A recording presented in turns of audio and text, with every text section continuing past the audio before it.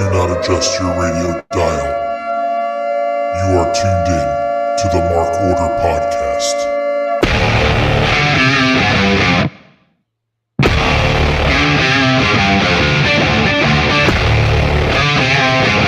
Join the Mark Order.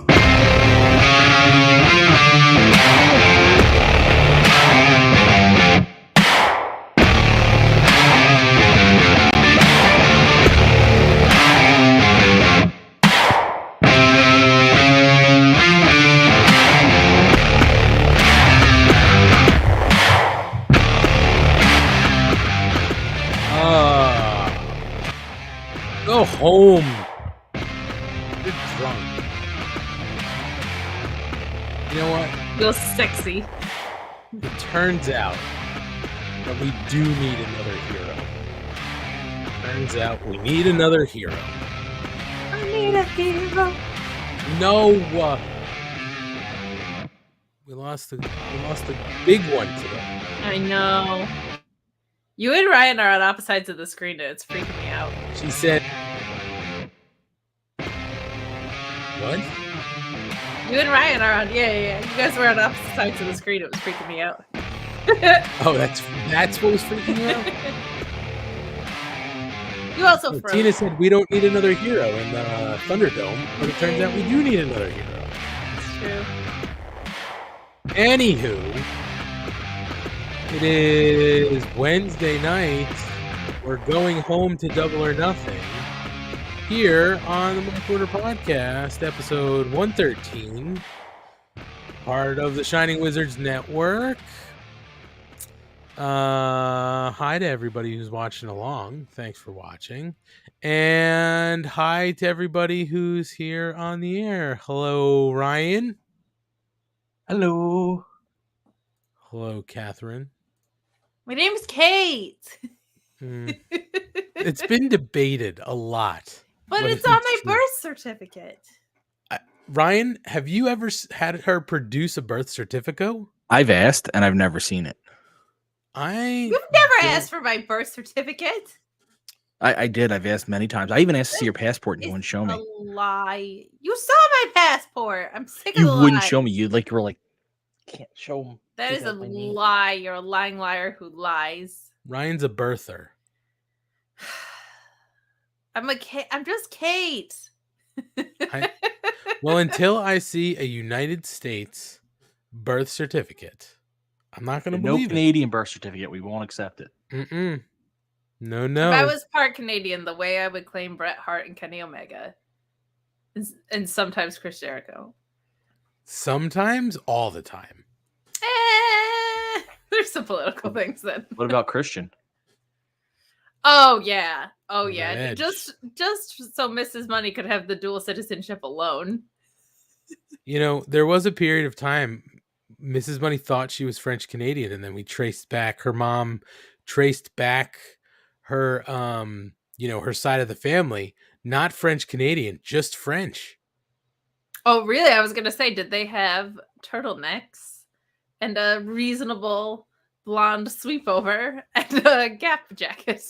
No. But turns out her mom's side of the family, again, they thought they were French Canadian, and it turns out they were French. Her mom's side of the family was part of the original group sent from France to Canada to set up settlements.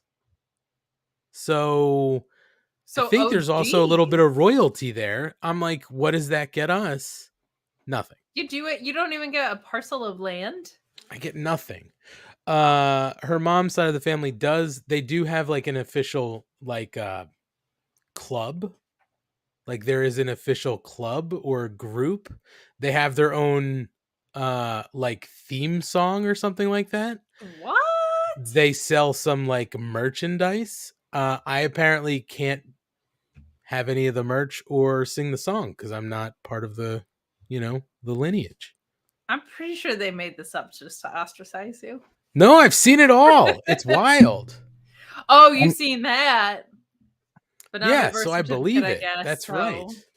Yes. I'm Kate. very upset though that she's not French Canadian, because there's no Canada like French Canada. It's the only Canada in the land.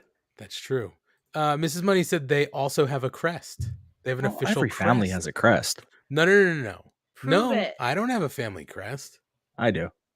Well, what is your lineage? You're what? Irish, Scottish, English, something like that? Irish. Yeah. Usually a lot of those, I feel like Irish families and stuff have a crest or something like that. I think English too.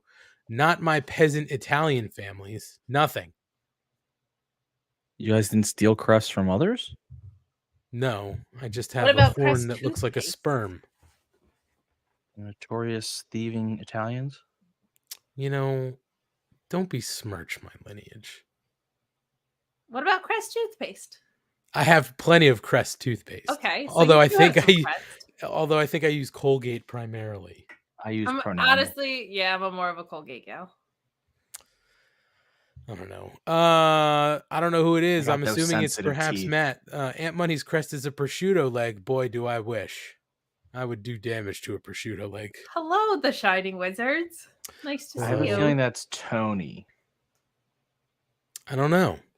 I don't know. It's 10:20. Isn't he in bed by now? He should be sleeping for like 4 hours Oh by my now. goodness. He had dinner at 4:30. Of course. Um, Early bird special. Right. Early bird 50% off. special. 50% off, if not more. And then he goes home, he gets into his house shoes. Mhm. He puts on his pajama bottoms, his guinea t-shirt, Of course. combs his hair, and then gets into bed. And takes falls his shoes asleep off. to a nice Bruno San Martino match because those were the days, That's man. right. Oh, those were the days, let me tell you. Everything up into the fact that he falls asleep at like 7 fits me to a T. No, it sounds great, honestly. It's like I have an early dinner. I just get dressed for what I'll wear to bed or whatever. And that's my night. But then I just stay up. See how well I know it? See, It's that's the beautiful. routine. I nailed it. Thank you. I will say this though. I was listening Monday as I saw you guys were in the chat. Yes. Here's what I don't understand, but I do understand. There was a whole discussion, and if you missed it, go listen to the Shining Wizards from Monday. It was a good show. You know what? I'll say this. It was an okay show. That's because you got to neg them a little bit so they don't think they're doing a good job, so they continually try to do a good job. You know what I'm saying? Make them impress us. Yeah. Right. So it was an That's okay right. show. Give it a try. It was fine. Yeah, it was okay. It was fine. It was passable. But they had that whole discussion for a short period of time. Tony was very upset about the 4-way match at Double or Nothing this weekend. Why is it just Darby Allin? Why do we have these other guys in there? I'm Tony. And I came to the conclusion why he's so upset. Because he says they have to elevate talent and they're not elevating talent properly. He just wants the next Bruno San Martino and he can't get it. They don't have a guy who can do 40 minutes of headlocks and bear hugs and rest holds and then throw one punch, go back to 20 minutes of rest holds, and then go for a pin. And they're on TV every week, not once a month at the Garden. It's very true. Very true. You know what would help elevate talent? I'm going to be Ryan real quick. Elevation. You beat me to the joke and I'm furious Elevation. right If we had Oh, elevation. sorry.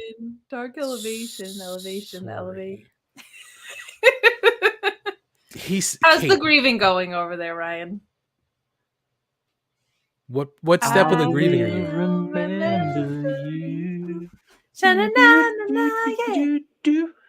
Have you accepted it? Are you in the phase of anger? No, Still in we're anger. still in denial. Denial or anger, somewhere in the between. Somewhere in between. Okay. Hopefully my internet stops screwing up again. I feel like I'm stealing your gimmick too much. I know. Back off, man. Did you guys plan the duet? No. Thank God. I just sing Sarah McLachlan a lot. Oh my I God. just have shitty jokes on the same wavelength. That's for sure. So everybody, how we doing? I'm so tired, Aunt. Do you know why? I think I'm so tired. Why? Okay, I didn't sleep well last night. Well, So that makes you regular amount. That of would tired, actually probably be right? why you're tired. Okay, but bear with me. One thing, as someone who takes prescribed Adderall for attention deficit disorder, is I have to space out my coffee and my Adderall, or I have a panic attack sometimes. And real quick, I'm gonna cut you off only because you said coffee a little bit like a. I did say a little coffee, and it's gross. Yes. Okay. I just wanted You from to acknowledge Staten Island? Jesus. I have no idea where that came from. I'm a coffee. Spread them out, and I am like 90% sure I took my Xanax instead of my Adderall. Oh my god. I have Oh Xanax my for God. panic attacks. So, and I don't have to take it that often. And I was like, why am I so tired? And I was like, I'm pretty sure I took something from a much fuller bottle than my Adderall bottle, because I rarely, thankfully, have panic attacks so bad I need to take my Xanax anymore. So it's like, it's a pretty full bottle. I only have to get it filled very rarely, as opposed to my Adderall, which I take very regularly. I'm like, I'm pretty sure I took a Xanax, and I was not stressed at work, but I am very tired. Jeez. I'll say this. Hold on real quick, Ryan. Pluggo says so much amazing on the screen. How goes it? Goes well. He's talking about me. I don't know what you guys are talking about. All this but guy. Pluggo, stay tuned, because either we of us to be on their show. Okay, he asked him to be on the show. listen. Pluggo, well, great, not necessarily a man of taste. No, I'm just kidding. let me say this, Kate. We know how this goes, right? We're well aware of how this goes. The requests come in to Ryan. He hoards them in his DMs.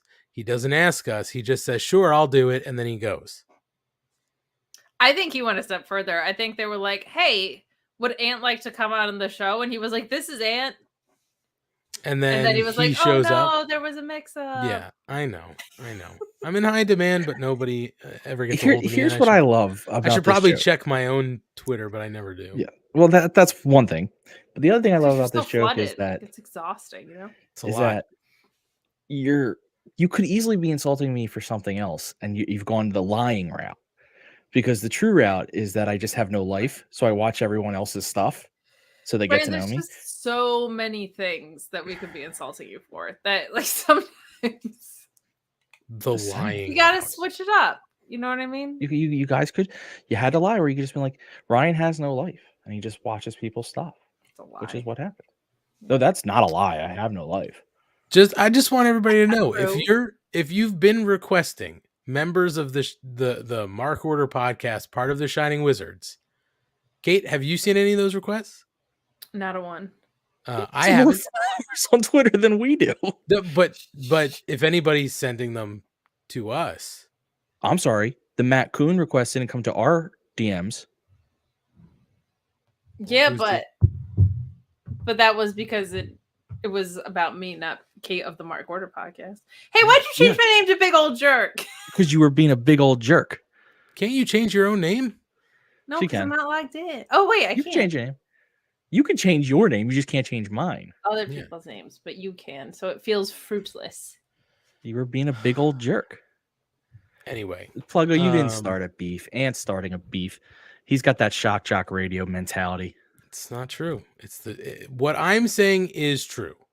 What comes into the DMs don't always make it trickle its way down. It's like trickle down economics. They don't always work. And trickle down DMs don't always work. Every once in a great while they do, because Ryan's like, oh, I really want to do this, but I can't. So let me ask you guys at the last minute when he knows Let can't. me shovel this off. Yeah, The ones I'm too good for. that's right. Well, Kate, I will say this. I can only hope you took a Xanny bar, and at some point, you maybe start to nod off here live. It would be so funny. I would constantly throw it to you, Kate. I'd be like, Kate, what do you think?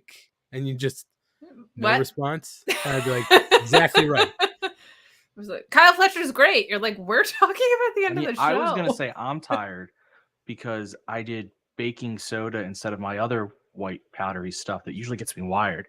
Oh. Sugar? Yes, you nailed it. Okay. It's weird. I thought you were cutting out baking soda, but you're cutting out sugar. Okay. Nose sugar. Honey. Speaking about nose sugar, every once in a while I'll turn on like the terrestrial radio because I made a money. I pay for satellite, but Of course. every once in a while, I turn on the terrestrial radio. Have you guys heard those ads where they're looking for people okay, so maybe not you, Ryan, because you're further south, but here, hello broadcast. We sometimes get these ads about they're looking for people to be part of like a hospital study or something like that. And a lot of times there are ads for cocaine. They're like, do you use cocaine? Do you use it too much and you'd like to stop or cut back? I was like, yeah, that's it. I don't need to stop. I just need to cut back tone a it little bit. down. If That's how you're addiction doing it works. too much, cutting back is not an option. Yeah, no, you gotta. That's a rip off the Band-Aid one. That's a full stop situation. I just found it very odd in those ads. They're like, if you'd like to be part of a clinical trial because you're trying to quit or cut back on your cocaine usage. And yeah. Are you shooting heroin 3 times a day? No, only twice, and I've cut back. Would you like to scale it back to 3 times a week, maybe? No, twice a day. I've got the program for you. Was it a clinical trial? Okay. You know what the best part of that is? Those people are like, I'm doing it too much. No, I want to do it more. Let me figure out how to get more of it in my system. As covered by John Mulaney in his new comedy special. So good. I started it and I was just so tired I fell asleep. Did you take a Xanax? No, I just lived life. Lived that commuter life. I really like 3 o'clock was like, man, I know I didn't sleep well, but I am exhausted. It'll put you on your ass. Feel so slow. I was like, but I'm good. I don't have any stress. Fine about it. Yeah. Is it just Kate, you have Kate, you have Xanax pills or are they the bars? Tablets. Okay. What's a Xanax bar? It's literally a bar. It's like a little bar and it breaks into like 4 pieces so you can control the dosage. But I think that's how you know you got a problem if you're getting the bars. Yeah, Jesus, I didn't know they did that. Yeah. I had to take it like 3 times a year. I don't think I've ever taken a Xanny.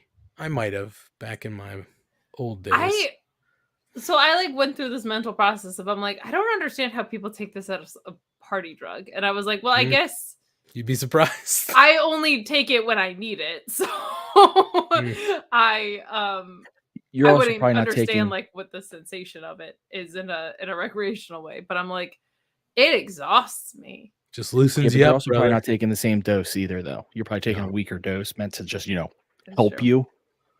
I always thought about like what would happen if I tried to take. I think I've even mentioned it on this podcast before. Like if I had tried to like take Adderall recreationally, and I was just like everybody else would probably get some like awesome thing about it, and I would just be able to like do my laundry. like if I had found out I had ADHD through like recreational uses, but you're taking Adderall the way you're supposed to, not the way you would recreationally. Trust me on that one. Because correct, but I think my dosage is about the same as what people would take recreationally, but it's intermittent release. So it releases like 5 milligrams at a time or whatever. That's exactly it. Because you're taking it in pill form where it's supposed to slowly dissolve and release, as you said. And most people who have taken it recreationally would not take it in pill form if you're really trying to get it hit in the bloodstream quick. So got it. Okay. I don't know anything about drugs. I am the most naive little human being. What do you mean? I've never done them. Crush it and snort it. That's all it is. Sure. The taste is never smoked weed. What? Come on, Ryan. That's legal at this point. I've only been drunk like 5 times. Like that's just not my personality. Schlong, how about this? Collision in Newark. Not a chance in hell. Collision in Newark, Kate. Let's dose Schlong. Let's tell him we've got some gummy bears. That's right. We're like, take a fistful. Just take a fistful. It'll be Well, fine. I would. I'm not a But violent guy like by by nature. July, I'm hoping to have my cocaine habit down to once a day. so- Okay. Well, then it'll just level you off. You know what I mean? Like you'll Yeah, take true. the weed gummy to level out. Nice. I'm not a Yeah. violent guy by nature, but if you dosed me, you'd see me stand outside your house with a baseball bat at some point in time. Not if you're dosed. You're not doing that. I'll tell you You're that. not that guy. immediately, at least. Yeah. No. No. Let's see. How are you, Okay, so Ant? Kate's tired. I'm fine. I How's T-ball going? I wasn't there yesterday because I'm not back in time, and I won't be here for the game tomorrow because I'm not back in time. But they started hitting from like the way our league does it for whatever reason is that midway in the season they switch you to coaches start pitching. They want to get the kids used to like hitting without the tee to get ready for the next level next year.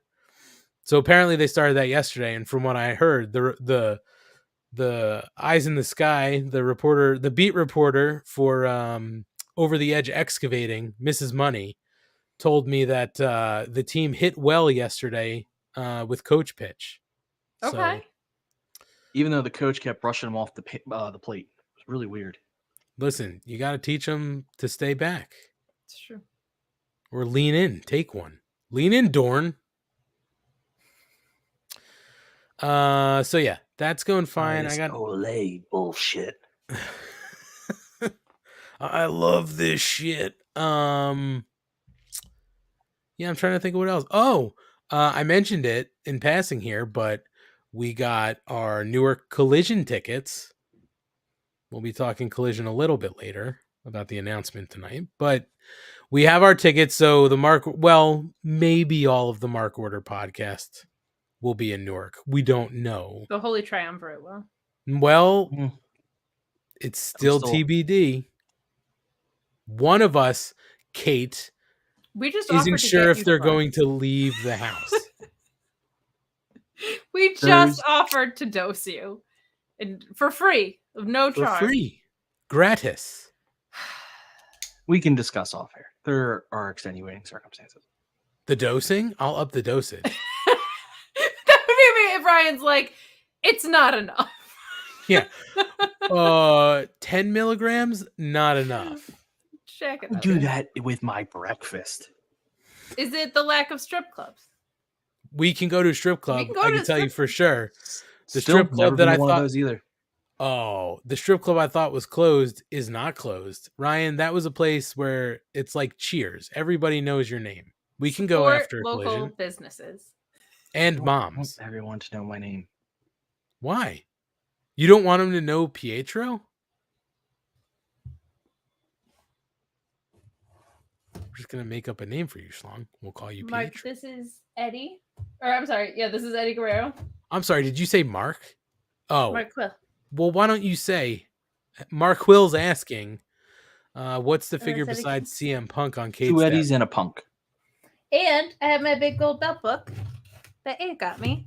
And what's And the he pop? also got me this figure. This is an Eddie Guerrero Funko that Matt got me along with my Eddie Guerrero figure. You only have those because he's dead. And who signed the baseball? Oh, this is actually kind of a sweet thing. This is a Michael K. signed baseball, and it was given to me by my high school boyfriend. And I wanted to be a sports broadcaster, and he got me that as like a little graduation. Oh, he was a gift. good guy. Where's he at? Maybe we should give him a call. He was a great dude. It was really like downhill from there, to be honest. He's great. He got like a 1600 on his SATs and went to Notre Dame, and but we He got actually still keep 1600 in and touch went to from Notre 2007. Dame. Yeah, it was his dream. He got a full ride to Notre Dame. Finished Yeah. in second. Full ride. You might have heard of him, Ryan. He played linebacker for the football team and Yeah. famously was catfished. A Manti Teo. Oh, wow. Did you guys see that Netflix documentary on Manti Teo? I couldn't do it. It's so awkward and cringy. That guy, I think, is as dumb as a bag of rocks. I'm just gonna say it. He's out of his mind, I think. I don't know. Poor feller. I don't know. Asian Joe, you can definitely come to Collision with us. What are you reading? Oh my god. I forgot. You're not Called the logged in. chat, You can't pull Ant. up. But you need to pull it up. But yees need to pull it up. But I can't Yees. pull it up because I'm not logged in. Dosing and special cookies. I'll fly out for Collision. Hell All yeah. right, let's do it. Joe, if Ryan passes the ticket, it's yours if you can get here. And I have a question for you. Yes, Kate. Well, wait, hold on real quick. Ryan, how have you been? Anything new? I'm good. Okay. I'm a mellow fellow. Ryan, They call I do me just mellow want to yellow. say, because we talked about basketball a couple weeks ago.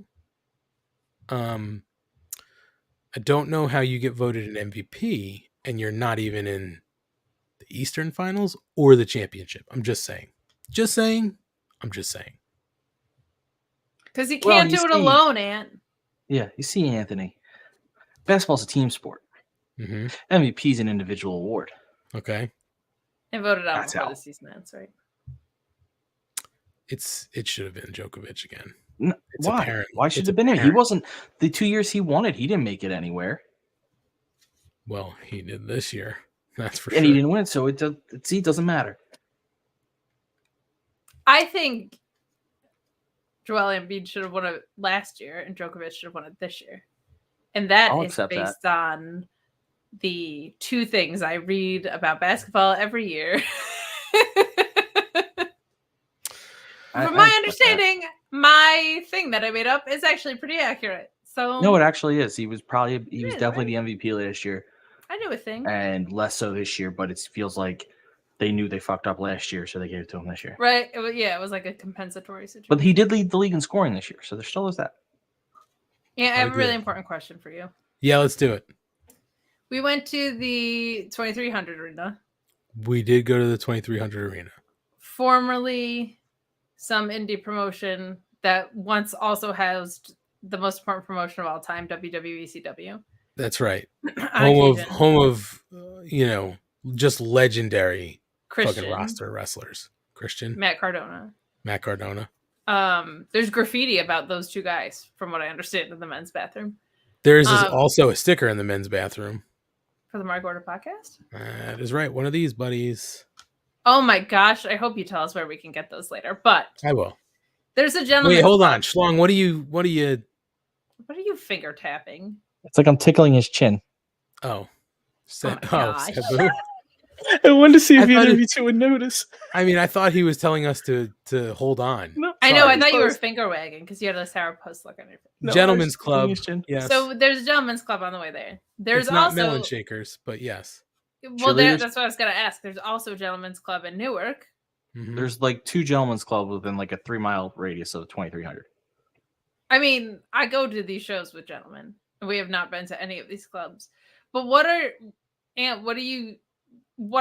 your instincts on which one is better? Do you think Newark or Philly has a better wrestling strip club? Oh my god. Because we are not talking about the creme de la creme of either city. No. When we are talking about these specific locations. Well, actually, though, in fairness, I will say one thing for the Philly one. Actually, it's the same thing that's true for the Newark one. But for the Philly one is those two strip clubs are also in close location to all the major arenas. Well, I don't know what the ones are in Newark, to be honest. I know there was one that closed down. I think it was called like 21 Foxes. And the only reason I know that one is because we used to, from where we live You now, used to work there. You pick up your paycheck. I got a cracked skull somewhere for money. No, we used to pass by it on the way in and out of Newark from where we live. And then I think somebody got killed there and it got shut down. Oh, So But- Philly wins. yeah. So I'm gonna say the Philly one. I mean, listen, if you think people aren't getting stabbed or something at strip clubs, you're probably mistaken. But That's a fair point.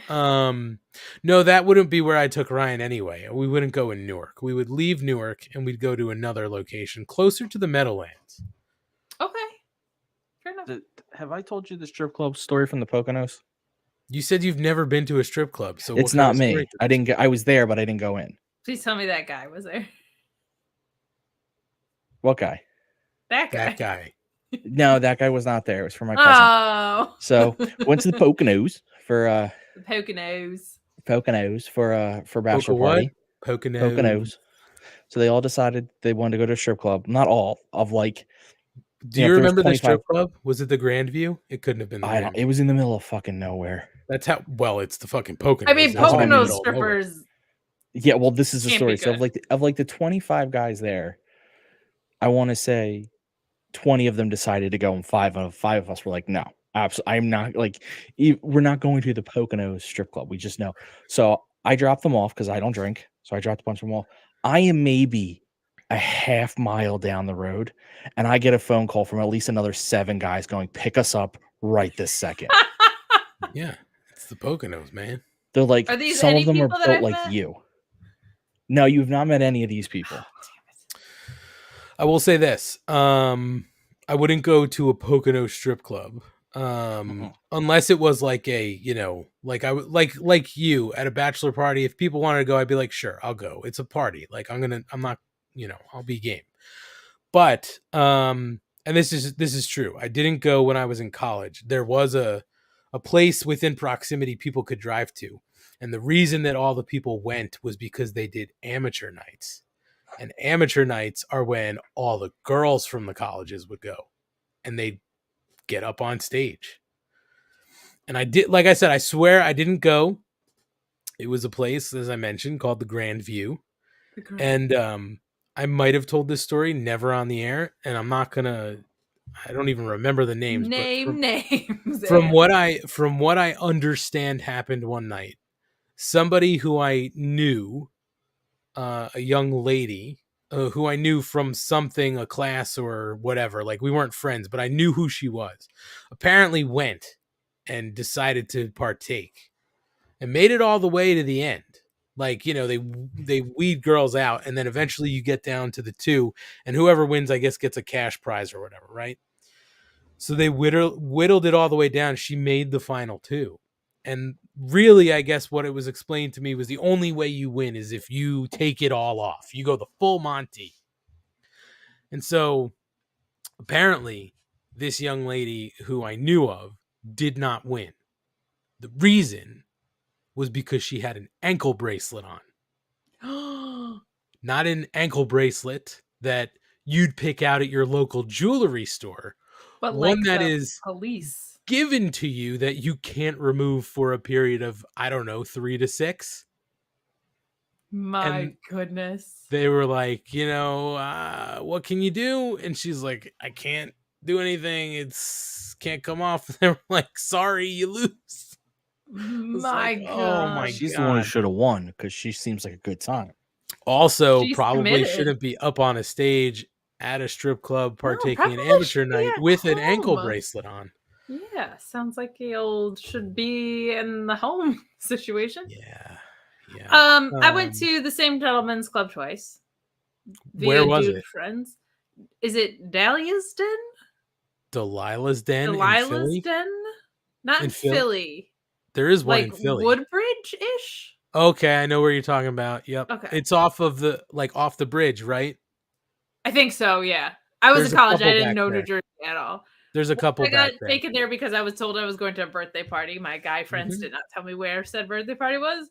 One time I went voluntarily with same dude friends, but different nostalgia trip. And the thing that I remember the most about it was it got real sad because they played Home by Daughtry for one of the girls to dance. And I was like, that is not stripper. Put on Buck Cherry or whatever the fuck. Like, why are you putting on Home by Daughtry? That's so sad. So a couple quick hitters, and then and then we can continue moving on. But like I said, most of the times I would go to the strip club would be like a bachelor party or something, right? There's a reason to go. But then there was a period where it was just like, on a monthly basis, like a whole bunch of us would go. And it was just like something to do on a Saturday night because you could bring, in New Jersey, if it's a full nude strip club, you can bring in anything you want to drink. They don't serve alcohol. They'll serve the mixers, but you could literally bring in whatever you want. I've seen people walk in, those giant white igloo coolers, like the 1 yard coolers. I've seen people in there with those full of shit. They I've seen tailgate. people walk in with a pony keg. Like, people go fucking crazy. But one time I went to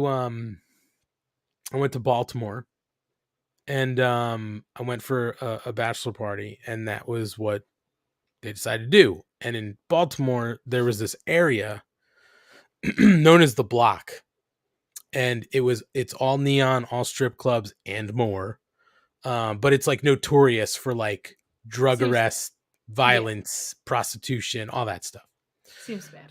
We didn't necessarily know about that, and congratulations to all the Panthers fans out there. You swept the Hurricanes. But we didn't know that until we started making our way there and then left for the night, and somebody looked up where we were and realized, like, oh, we were probably in trouble. But we also walked there because it was not really like the time for Uber. So we walked there from Camden Yard, and we didn't also have GPS on the phone. So you didn't necessarily have a map. And we're walking there, and like, me and somebody else were like, I think it was 4 of us, because it was like the first night and everybody wasn't coming till the next night. So we're walking there, and at one point somebody's like, all right, like, if we can't find where we're going, like, let's go.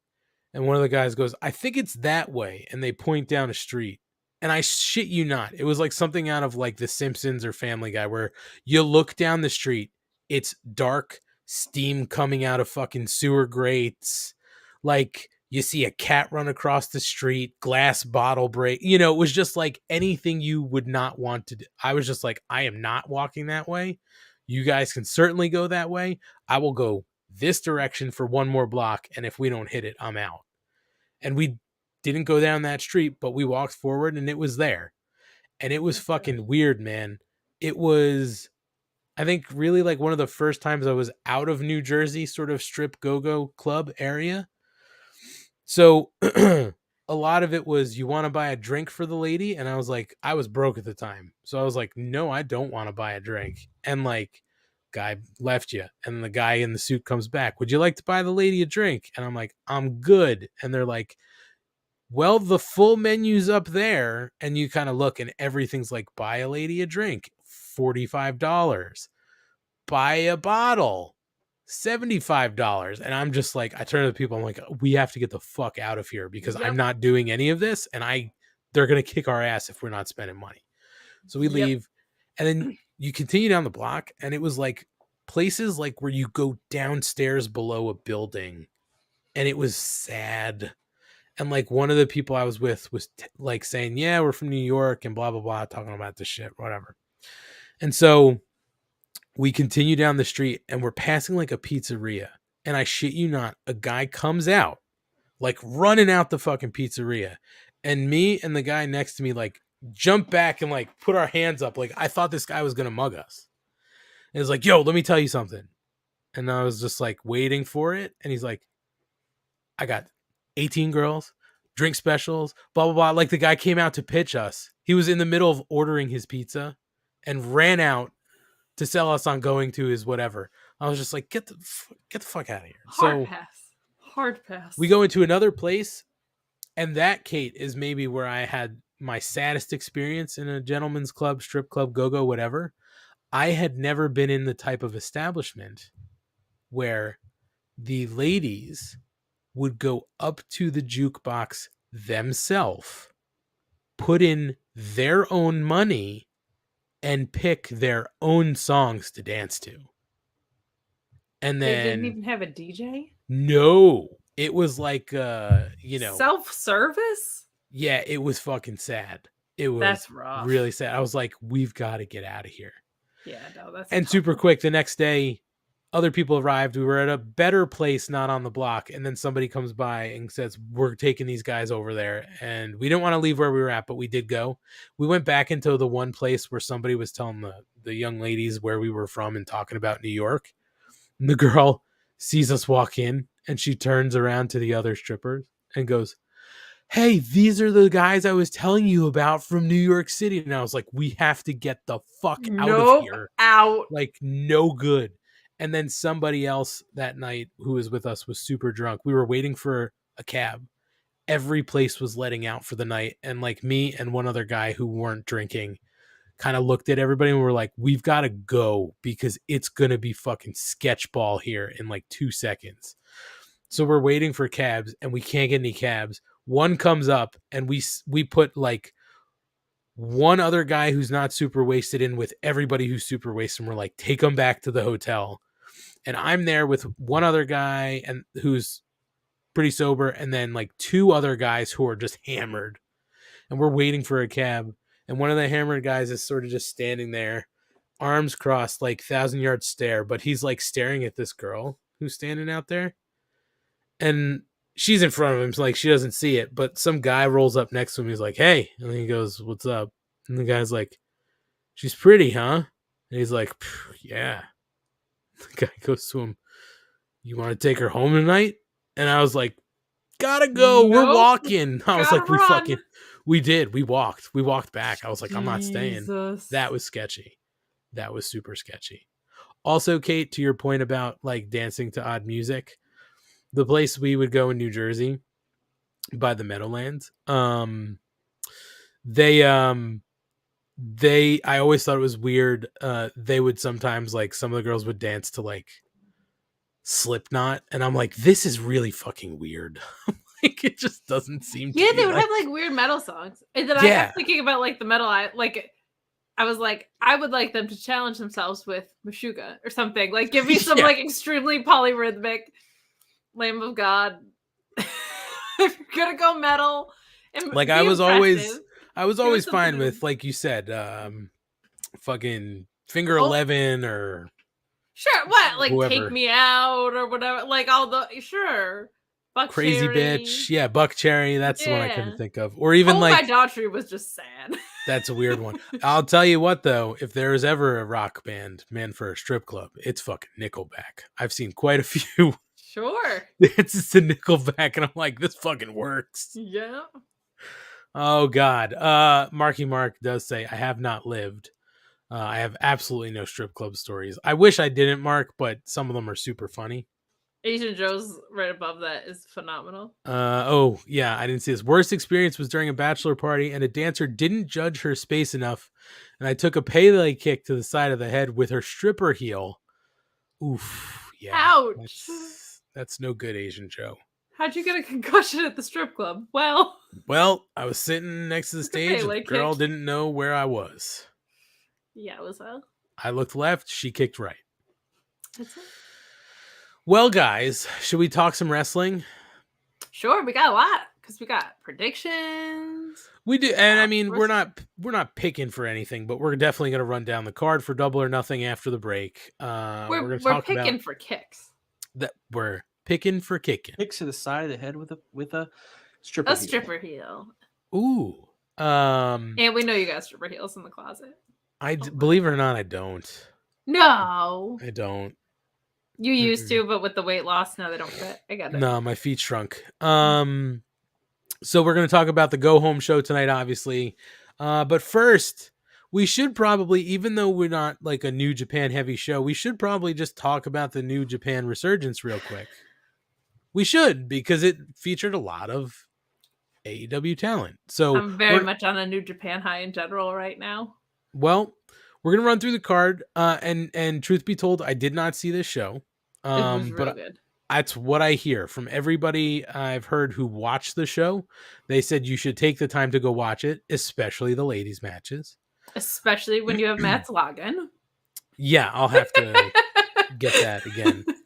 But there was a lot of AEW. I don't know why I want to say ACW. AEW talent on the card. Championship Wrestling talent was there. That's right. So we had the DKC defeat Bateman in the pre-show. Alex Coughlin defeated Christopher Daniels in the pre-show. Barbaro Cavernario and Virus defeated Zack Sabre Jr. and Bad Dude Tito when Cavernario made Tito tap out. Figures Zack Sabre Jr. can't win. How dare you, sir? That is I'm on a downright big cold. ZSJ kick right now. I know. I've seen. Mercedes Moné defeated Stephanie Vacker via pinfall. So good. That was the first ladies match of the night. Willow Nightingale defeated Momo Kogo via pinfall to move on to the New Japan Strong Women's Championship match against Mercedes Moné. That was coming up later in the evening. Juice Robinson defeated Fred Rosser in a street fight via pinfall after Tony Storm hit Rosser with a stop sign assisted hip attack and a DDT onto a steel chair. Rosser also planted one on Tony during that match. Yeah, and then she hit him in the balls after. That's right. That's right. She cut him down to size. It is fun, I'll just say, that he's like pretty openly gay. Uh-huh. They like leaned into that in the single, which kind of makes it all the more fun. Got it in the yam bag. Right? Yam Bag City. That's Yam right. Bag City. Kenta defeated Hikuleo via countout, becoming the New Japan Strong Champion. It's because his GTS is secondary to CM Punk's. I mean, had to do it with the countout. All right. I guess you're right. We did run down Kenta's whole moveset, and it was all stolen when we saw him live. Moxley, Yuta, and Shota Umino defeated Okada, Big Tom Ishii, and Rocky Romero via pinfall. Will Ospreay defeated Tanahashi via pinfall after an Oscutter, a Hidden Blade, and a Stormbreaker to advance to the IWGP United States Championship #1 Contenders Tournament. I believe next up he has the Murder Hawk, right? Mm-hmm. Yes. Everybody dies. But it does clear the road for the possibility of Ospreay Omega. So if you ask me, as much as I love, that's right, 2 Electric Boogaloo. As much as I do love the Murder Hawk Lance Archer, that ain't happening. It's going to be Ospreay Omega 2 Electric Boogaloo. And in the main event, and perhaps one of the biggest changes to a finish you could get, Willow Nightingale defeats Mercedes Moné via pinfall after a powerbomb, becoming the first ever New Japan Strong Women's Champion. After the match was over, Mercedes was carried to the back. A lot of people weren't sure really what happened. She was clearly injured. I believe it's a broken ankle, right? So that would explain a changed finish. Yeah. But you know what? I'm going to take that as a personal win in my column because one of my ladies, as opposed to Mrs. Money's gentleman, has reached the peak of the mountain. I like it. I like it. I am liking the idea of a rivalry in your house of Aunt's ladies versus Mrs. Money's gentleman and who's being more successful at the moment. I'm so smitten that Willow took that championship home. So that was the show. And Kate, you watched it, right? Like you saw it. I did. I saw most of it. Yeah. Okay. And truth, really good. Yeah, the truth is, it was a really good show, right? Oh, it was fantastic. I know I've been like simping over ZSJ all week, but like he really is. I do hope we get that Danielson match because he's just unbelievable. And he was in the ring with is it Virus or Virus? I feel like there's an extra I in there. I don't know. I think I just said Virus. Cyrus just the like Virus? some No. really some really, really, really solid work there. But the women stole the show. And I kind of said on Twitter, like, man, if you had said even 2 years ago, we'd be getting then Sasha Banks versus Willow Nightingale for a New Japan Strong Women's title. Like, it's wild. Yeah. Just New Japan's secondary brand having a women's title. Never mind those two being in it. Stephanie Vacure is really, really good. That match with Mercedes was my favorite that I've seen of Mercedes in kind of her post WWE era.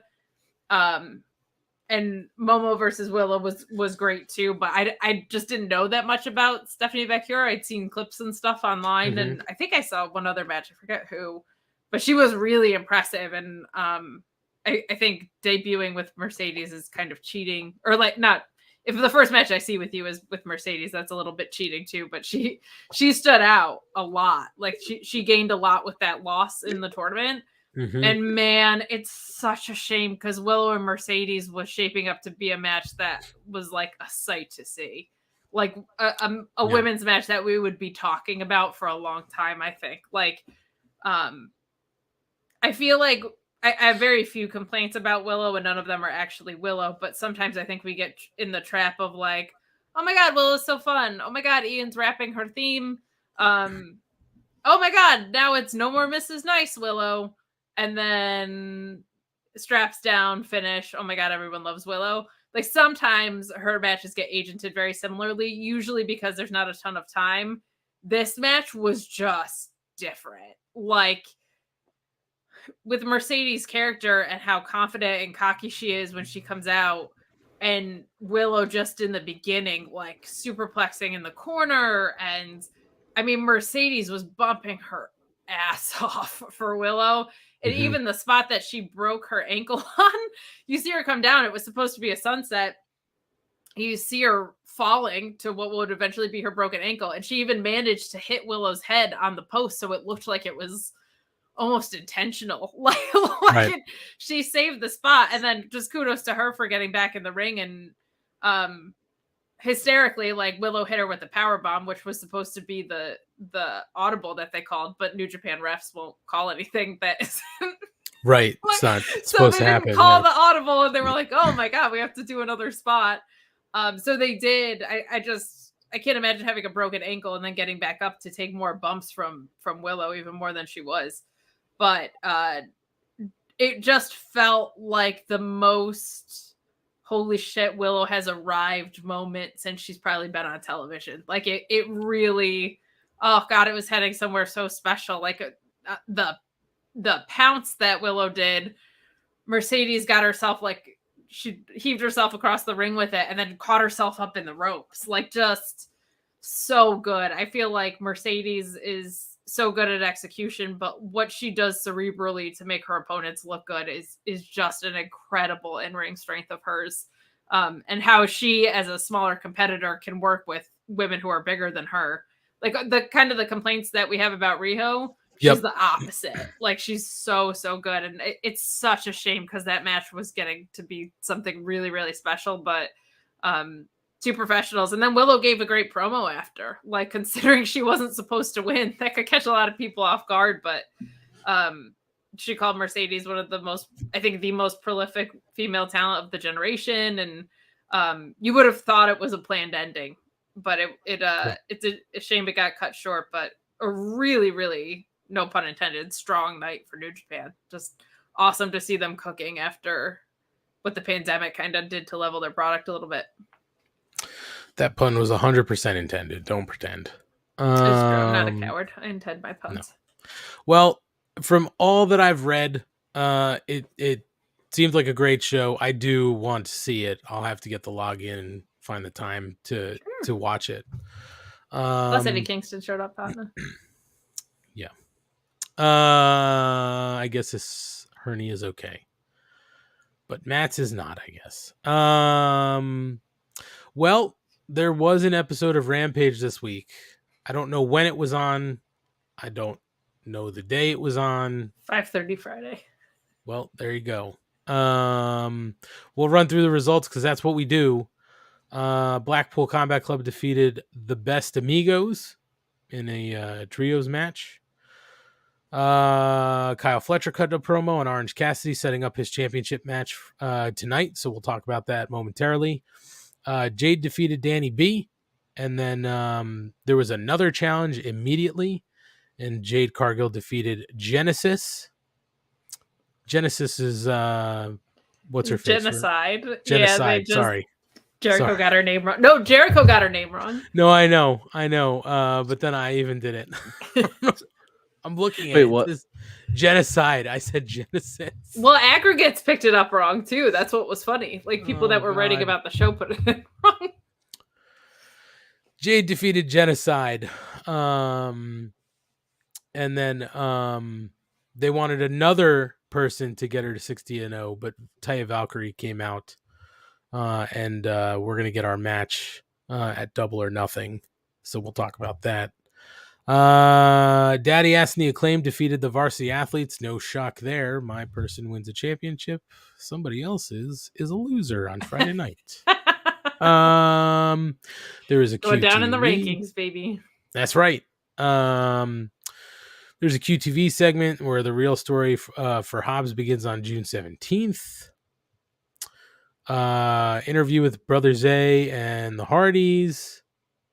Jericho cut a promo on Cole. Mark Henry says it's time for the main event, and we get Dustin Rhodes versus Bishop Khan, and Rhodes defeats Khan, and then afterwards Brian Cage attacks Dustin, and Swerve makes an appearance, and yada yada yada. Keith Lee, guys, basically, I just don't even know why Friday nights exist anymore.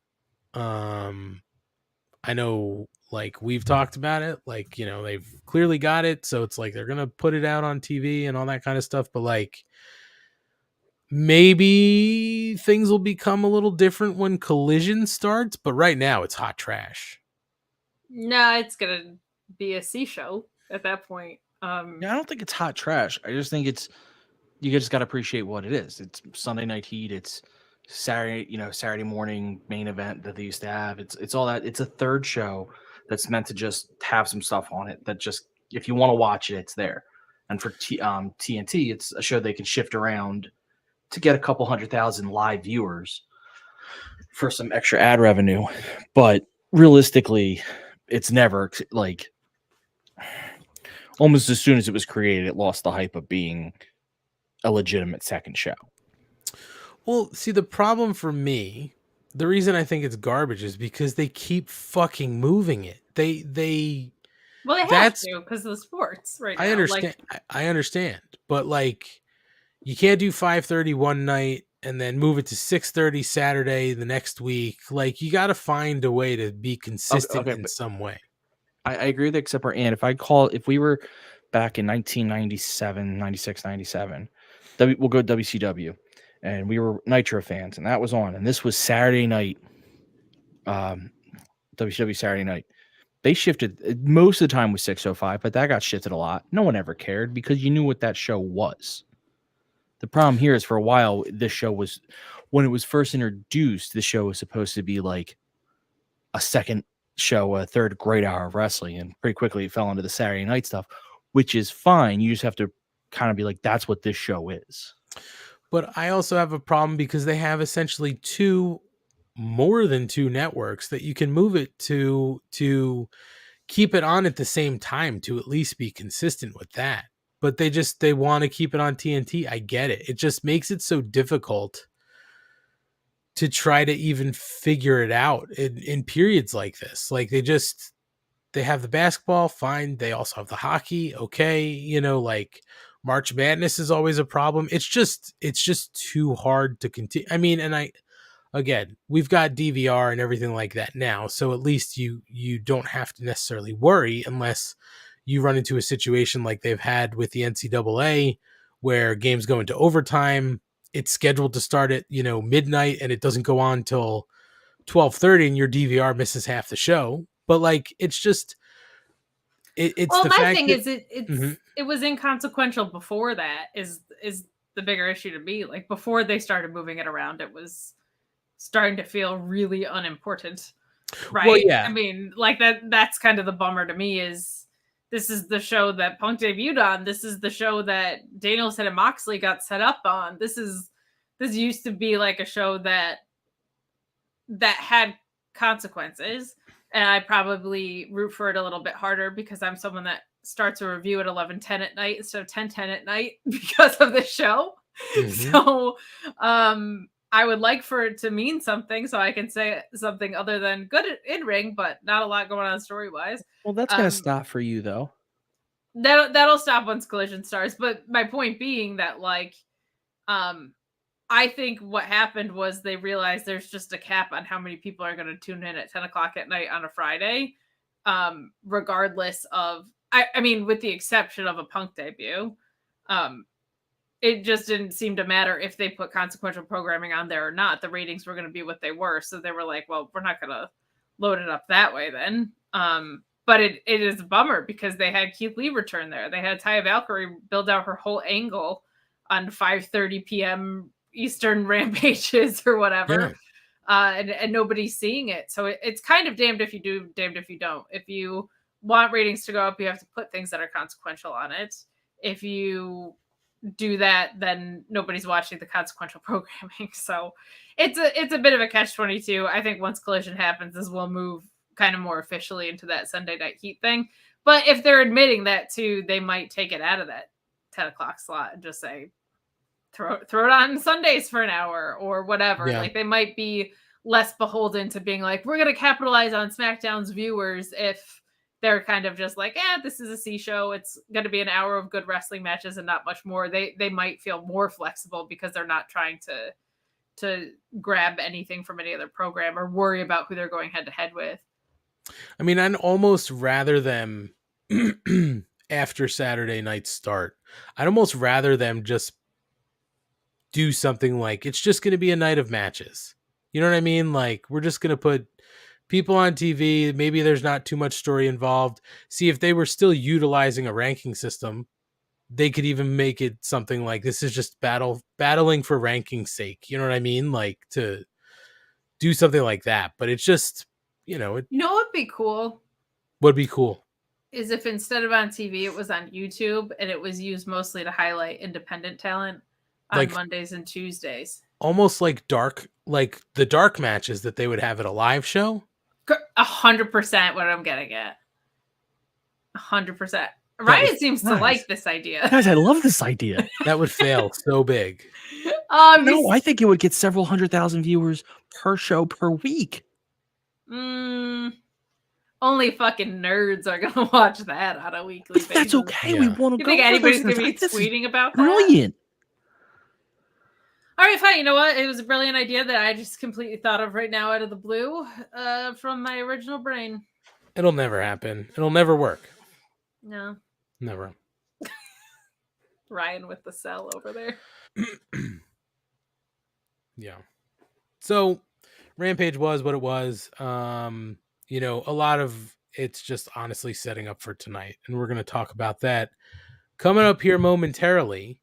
But before we get there, why don't we take a little break? Why don't we little break ski? Take a tiny break ski. We can recharge, refuel, you know, have a pee, have a drink, not at the same time, and not drinking the pee. Gross. You can pee, but you can pee while you drink. I don't know. It seems like it would be a never-ending stream. You don't want that. Never-ending still. Well, no. I mean, just because you drink it doesn't mean it automatically comes out. It's got to process first. Yeah, I know, Ryan. I know how the human body works. You seemed confused, and I was just straightening it out for you. Now I'm confused. Oh, I don't know how anything works. Yeah, exactly. You thought that as you drink, it comes right out. And that's not how that works. I hope someone clips just Ant doing that. I don't know how anything works. Where am I? What is going on? All right. So why don't we take a break here? We'll listen to approximately 7.5 minutes of commercials. A few 8 by of which are Kevin Rogue. It's Kevin Rogue. 8 of the 7.5 minutes are Kevin Rogue. Oh, and we'll be right back to talk about Dynamite's go home show to Double or Nothing. We'll talk about the card and a couple other things happening in the world of AEW right after this. To thank each and every one of you for tuning in every Monday night to listen to The Shining Wizards. If you'd like to continue to support us outside of listening, we've got a few ways for you to do that. If you shop at Amazon, go over to amazon.shiningwizards.com, do your shopping as usual, and when you make your purchase, a little bit of that purchase price will go back to support the show. If you like to wear t-shirts, merch.shiningwizards.com will take you to our Pro Wrestling Tees store, where we've got over a dozen great designs from over 11 years of professional wrestling podcasting.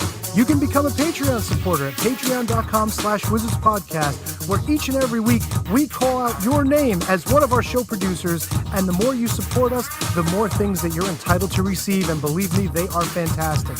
If you can't support us monetarily, if you don't shop at Amazon, that's absolutely fine. Continue to listen to us wherever you listen to us on the World Wide Web, and make sure you like, rate, review, subscribe, do all that good stuff. Doesn't cost you anything, helps us out, and we can continue to bring you the love fest that is the Shining Wizards. What's up, folks? It's your boy, the Impact Player, Mr. Philly Ray, inviting all of you to check out the Turnbuckle Throwbacks Wrestling Podcast. Join us as we cover all things current in the world of pro wrestling, as well as paying homage to the old school, the squared circle. So listen in and find out why we are the recognized symbol of excellence in sports entertainment broadcasting. Find us on all social media platforms and anywhere you get your podcast from. And as always, we are the proudest members of the Shining Wizards Network and Rant Entertainment Media. Are you tired of being lied to every day by the mainstream media? Do you want to know what's really going on in the world? Do you want to make up your own mind about things and not be told what to think or say? Then listen to Inconclusive Breakdown, a weekly anti-PC look at the world of entertainment and current events, brought to you without censorship or filters. You can find us everywhere you listen to podcasts, BitChute, and on ShiningWizardsNetwork.com. And also, we're a proud member of the Shining Wizards Network. Got 30 minutes to kill? Come check out 30 Screams or Less, where we review a horror movie in 30 minutes or less. We cover new movies and old ones too. We'll give our honest thoughts on the movie, good or shit, as well as a rating of each one that we watch. New episodes weekly, available on the Shining Wizards Network and wherever you listen to your favorite podcasts. I'm Steve. And I'm Corey. Come check us out at 30 Screams or Less.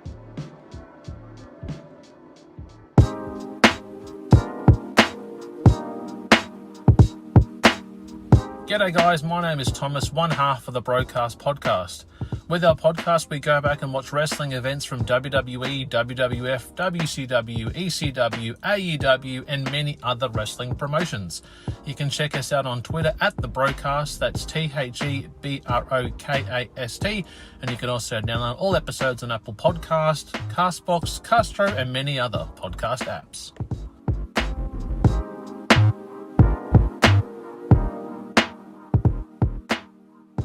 If you like your music heavy, then check out Radioactive Metal on the Shining Wizards Network. For over 16 years now, Radioactive Metal has been one of the longest running podcasts. Over the years, we've interviewed some legendary metal acts, had some awesome discussions, and cranked a hell of a lot of tunes. So join your cool Uncle Snowy and his co-host Aaron for the audio mosh pit that is Radioactive Metal here on the Shining Wizards Network. Well, the action is underway.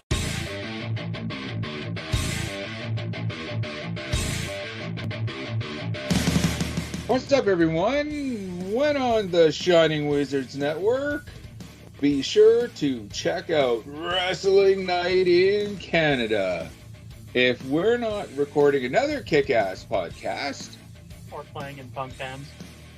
Or recording kick-ass heavy metal albums, then we're sitting back, we're grabbing a couple brews, and going over everything to do in the world of pro wrestling. Because we're from Winnipeg, you idiots.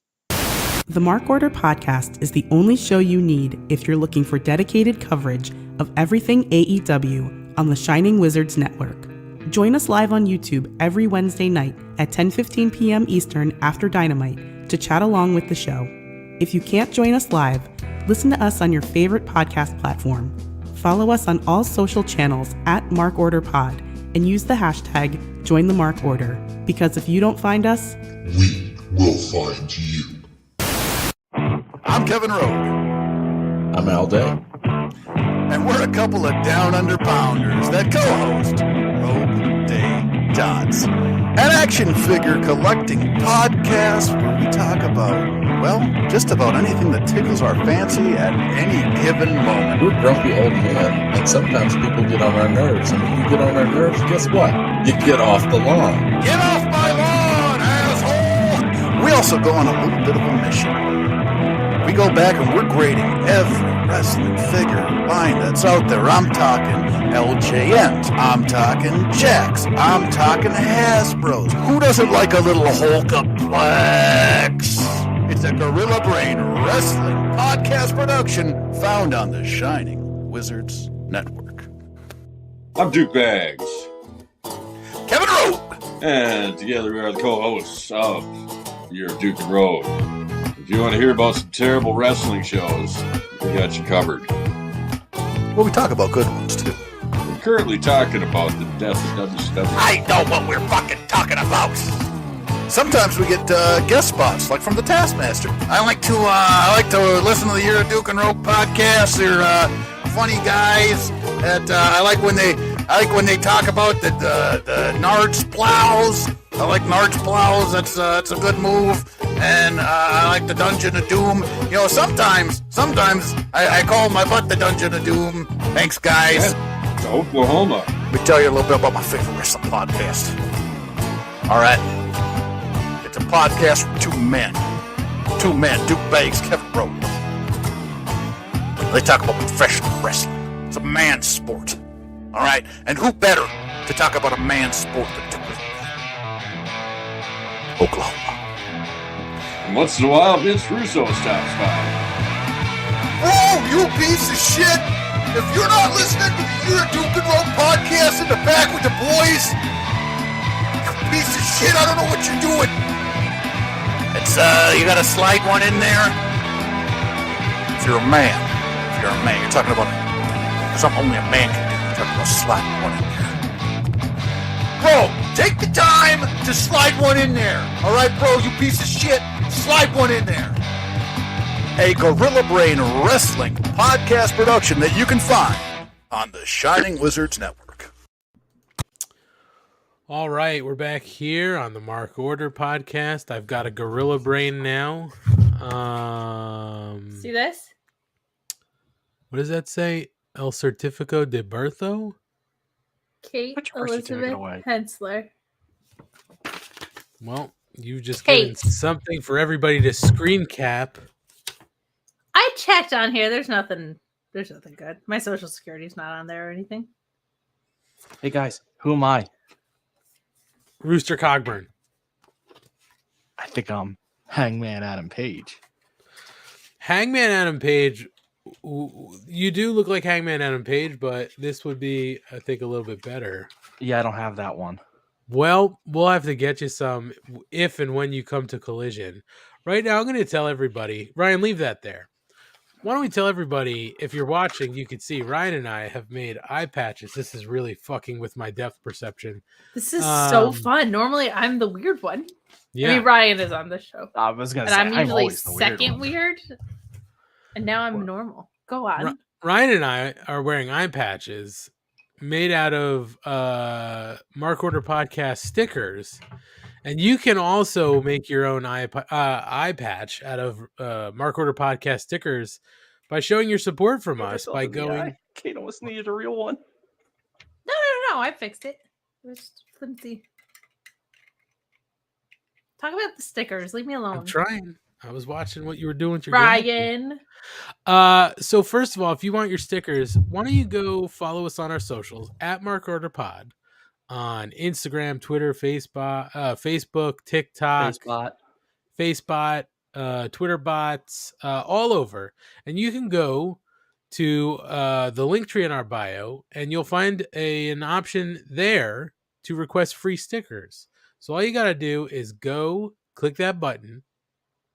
Give us your full name, your full mailing address, the country you live in, and your email, just in case we have any questions about your mailing address. And we'll send you out some of these free Mark Order podcast stickers. Ryan's got version 1 over there. I've got version 2 over here. We'll send you both versions just for saying, I want some stickers because I love you guys. And it's free for you. It's absolutely free. We'll ship them anywhere in the world. We are international. We're in Austria, Ireland, Spain, Australia, Canada, Florida. So we're all over the place. And if you would like to spend some of your hard-earned dollars on us, please feel free to check out our Pro Wrestling Tee store and pick up one of our Mark Order podcast t-shirts. You can do that by visiting the link tree as well. You can also go to prowrestlingtees.com/markorderpod or just search the Mark Order podcast on Pro Wrestling Tees And you can pick up one of the 4 shirts we have in our store. 2 of them are front prints only. 2 of them are front and back print. Any money you spend there goes right back into this show so we can help make things better. So thank you in advance if you are so inclined to grab a t-shirt. Well, ladies, I would like to talk about Dynamite now. Nobody looked up. Nobody realized that one, so we'll keep going. I heard the well, ladies. Okay, well. Hey, ladies. Yeah. Get funky. All right, let's talk about Dynamite. I know. Cabbage Sensei is asking, where is the review? Where in the review are we at? We are getting to Dynamite right now. Cabbage, we're an hour and 15 in. You think we've talked much wrestling yet? I mean, come on. We talked about strip clubs. We talked about Resurgence and eye patches. That's right. And And now, because drugs are bad, okay? yes, we did talk about drugs. We did talk about drugs. If you just want to cut back on your cocaine use, it's possible. Go to the beginning of the episode and learn how. That is true. All right, so we open up the show tonight with our first match: Kyle Fletcher versus Orange Cassidy versus for the AEW International Championship. So we obviously know that Dunkzilla's got an issue, and the Aussie Open. Oi. Thank you. Had to relinquish their tag titles, but Fletcher's good, so he's going after this international championship. Unfortunately, cutting to the end of this match, Orange Cassidy does win. Fletcher comes up short. Cassidy wins with a cross-leg victory roll pin to retain his championship. Now, it came out shortly after this match. The big piece of news tonight was that Aussie Open has officially signed with All Elite Wrestling. So Aussie Open is All Elite. And we were talking about this before we went on the air.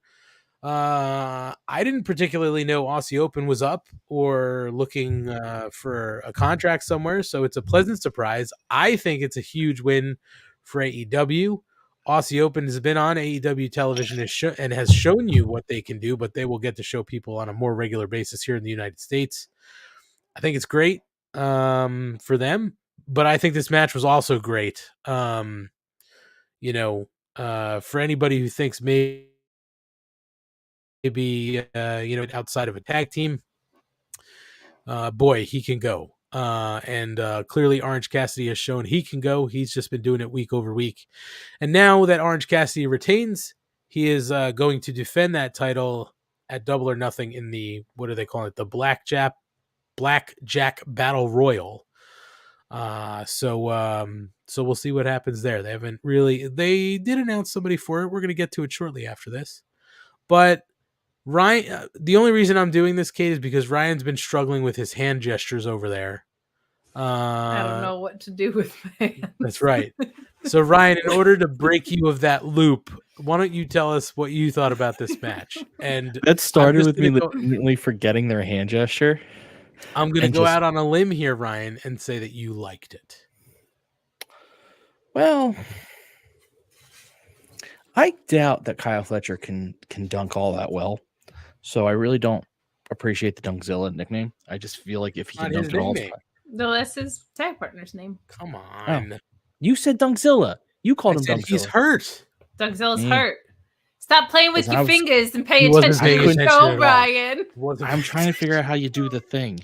Kate, like that. That is part of the reason I want. Here's the church, here's the steeple, open it up, and here's the people, Ryan. It is as simple as this, Ryan. So easy. It's as simple as this. I'm pretty sure it's like this.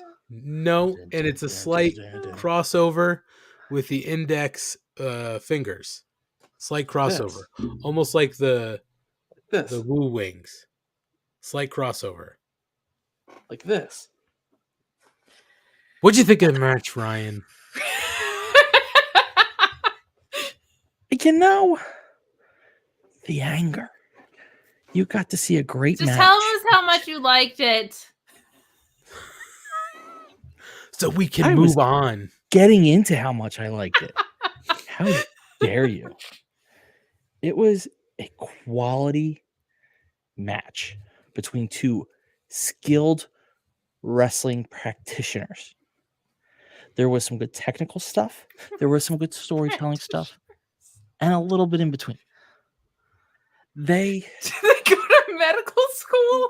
Like wrestling practitioners? I don't know what are we doing anymore? I never know what he's doing in there. The meatloaf. Fuck.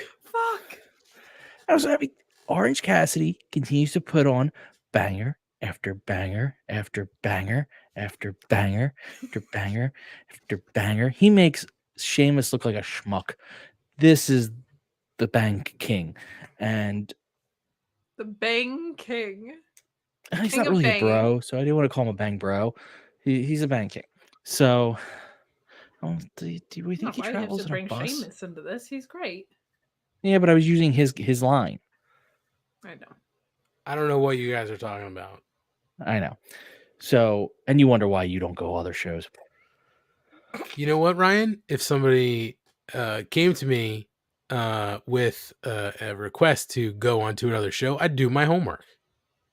I don't need to. I do my homework for this show. I watch the product. I don't need to do my homework. I know this stuff. That's right. I watch the show. I, have some notes. Ladies. Hey, ladies. It was an excellent match. I don't know what. I've been so distracted by my By your hand gestures. my hand signals. I love don't Jesse know. Ozak saying, I hope someone is tuning in for the first time right now as we're all like, I will say, wait, I do have one comment on an actual thing. finally. This is a real part of the match. When Orange Cassidy knocked Fletchy off the top rope and he hit the apron on his way out, all I could think about was his spots from New Japan where he tried to do a moonsault and it just went poorly. Oh, when he went into the audience when we were there. Yeah, and all I could think about is he should just never go to the top rope. No, it's a little nerve-wracking. I loved this opener. I thought it was one of the best matches. Who are you, me? I'm me, okay? I loved it. What do you sound like me now? I can love some things. I'm just not like, oh my god, they breathed. I loved the way they breathed. Ryan, Kate can love some things, just not other people. She's incapable of loving you and me, but she loves this. Have you ever considered the fact that you're both extremely unlovable?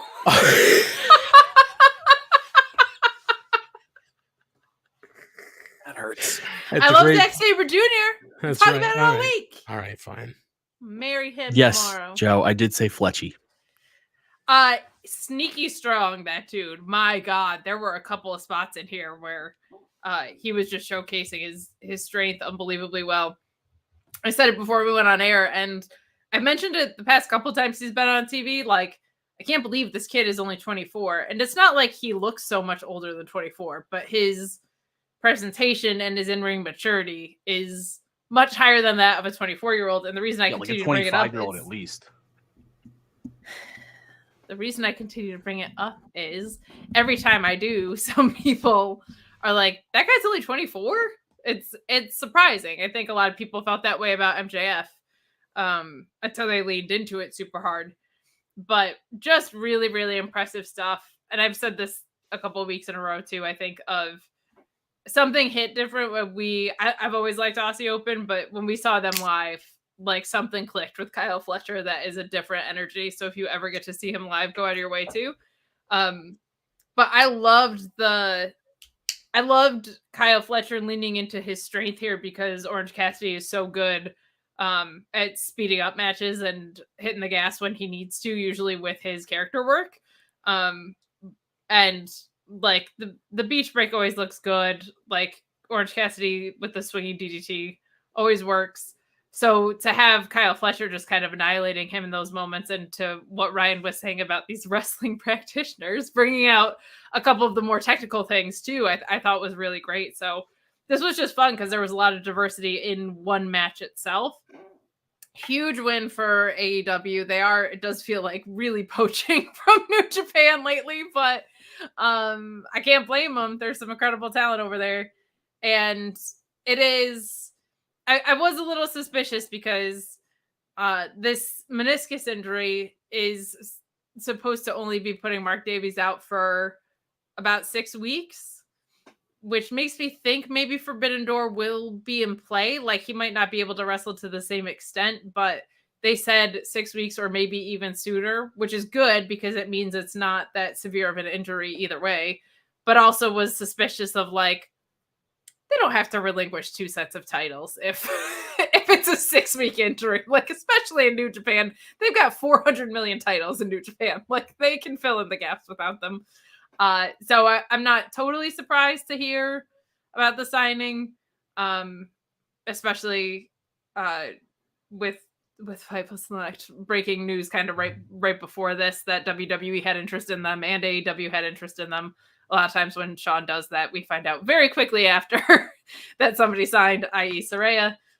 This was a matter of like an hour. So I'm glad they ended up in AEW. I think it's a good fit for them. And I also think there's a lot of fun work they could do in ROH if they want to put them there. But man, there's a lot of dream matches that you can put with them, and even just like FTR alone, I am hyped for it. So good stuff. Hope Mark Davies is okay in time for Forbidden Door. We'll see. Forbidden Door is coming up June 25th, so we're gonna have to start, figuring that card out after Double or Nothing this weekend. Back to the show tonight. Ricky Starks is interviewed backstage by the lovely Renee Paquette.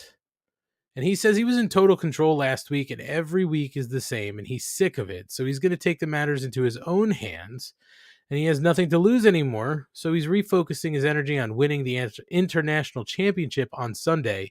He will be the second person to enter that match. However, he is on his way out, and then he gets attacked by one rock hard Juice Robinson. But Kate, I believe that there was another attacker. Is that true? Another attacker? Yeah, it was rock hard Juice Robinson attacked. Oh, I Ricky understand. Stark. I think the person that you're thinking of is Switchblade. Jay Lethal. What? Oh, no, you did it again. Are you serious? That wasn't a joke, Kate? No. I think it was Switchblade. Finish oh the my name. God. Why do I always do that? She did that the other day too, and she keeps calling Jay White Jay Lethal, and it's cracking me up. Ryan, it is because she loves Jay Lethal true. and Jeff Jarrett. Double J Jeff Jarrett. Greatest so tag team much. of all time. Look, you So, can yes. have your Heart Foundations. Okay, Mhm. you can have your Rock and Roll Express. Mm-hmm. You can have your Arn and Tully's, Mm-hmm. Jeff Jarrett, and Jay Lethal. We're gonna The talk goat. about Your it. Godwins. The goats. We're gonna talk about it. Well, rock hard Juice Robinson attacks, and then the Switchblade Jay White Why? goes to make the attack as well. Ricky's Wait, I have quickly a over. question. Yes. Why did they announce the Battle Royal last week if they were going to have an international title defense this week? It totally tipped the hand. I mean, we knew Orange Cassidy was going to win it anyway, but like, why didn't they just announce it this week? Because I know they did the like, whoever holds the title, but like, Right. they should have just announced it tonight. Well, I mean, listen, I mean, I get it, but I think they rounded out the whole card pretty much last week, so they just did it. But yeah, I mean, in any case, my guess is it wouldn't matter if he lost tonight. He'd be in the match, so he could win it back. You know what I mean? Like, it could have been a quick hit. But anyway, Ricky's overwhelmed by Bullet Club Gold, and they grab some arm bars on him and tell Ricky that they're not done with him yet. They're going to keep making his life a living hell. And then we get the rest of the show hyped up. So here's my only question. So we only know right now that it's going to be Orange Cassidy and Ricky Starks. I would have to assume that Juice and Switchblade are probably going to be in this match. They've got 21 slots to fill, so we already know 2. We're assuming 4. Who the hell is going to be the rest of the 17 on the card. Any thoughts? I have one, but he'll be the first man out. It'll be Tony Nese. Tony Nese, one of the many losers of Mrs. Money's stable of fellas. Hey, you said it, not me. Miro for sure. No, I don't think Miro. Come on, you don't think Miro? I don't think they. I don't think he's wait going to till win Collision? it. Yeah, I don't think he's going to win it, so I don't think he's in it. Hey, that rhymed. You got to be in it to win it. I think he's gonna be in it. I think that'll be like the big title that moves to Collision. Because I don't understand why you do a battle royal to have Orange Cassidy retained, and I don't know who you have taken off of him. So I'm gonna say Miro's in it. I bet Hobbs is in it. I bet Lance Archer's in it. I bet who else is kicking around? What about Takeshita international maybe? talent? What about Andrade? Andrade would be in it. If I feel like Andrade or Miro being in it, one of those two should win it. Like it feels like if Orange Cassidy's going to be in this, he's probably going to drop it because there's 100 dudes in it, and I feel like that's a really good thing to kick off like momentum going into Collision. So I love the idea of Andrade being in it. Roosh will be in it. Darius Martin will be in it. You know what I mean? Like people that are kind of just like floating around, I think. If Andrade is in it and so is Roosh, that could set up some interesting stories too moving forward with Collision. For sure.